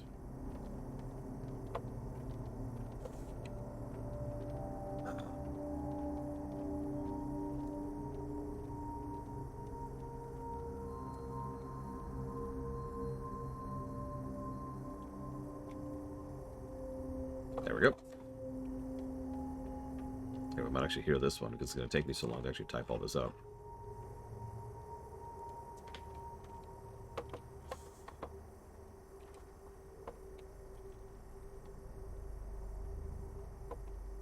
Shivara. Species, Shivara. Name, Shivara. Affiliation, Shivara. Function, Shivara. Sorry.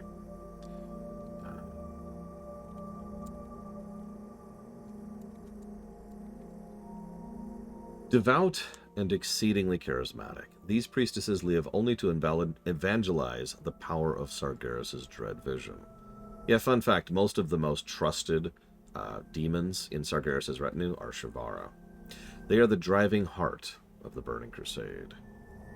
They're cool. By which I mean horrible. We don't like them. Patooey. Oh yeah, they got rid of slash spit, didn't they? Nope, they didn't. Yay, can still spit on things. I don't have much else to say. The Exeter sucks. It's a triple negative hub. It is the worst city in the game. It does have some good brickwork, and it does have some good background lore. But like 2 narrative positives compared to 3 gameplay negatives says all it needs to. And trust me, most other cities do much, much, much better on the narrative axis than this place. It's also a pain to get to if you need to come here for whatever reason. And a pain to get into. And a pain to get out of. Not a huge fan of this place. With that, I think we are going to go ahead and call it for the moment. Tomorrow, we will start with Bloodmist, hopefully finish that in the first shift, and then we'll be able to shift over to the Blood Elves, ironically, for the second shift. So I do hope to see at least some of you there. And otherwise, I will see you tomorrow.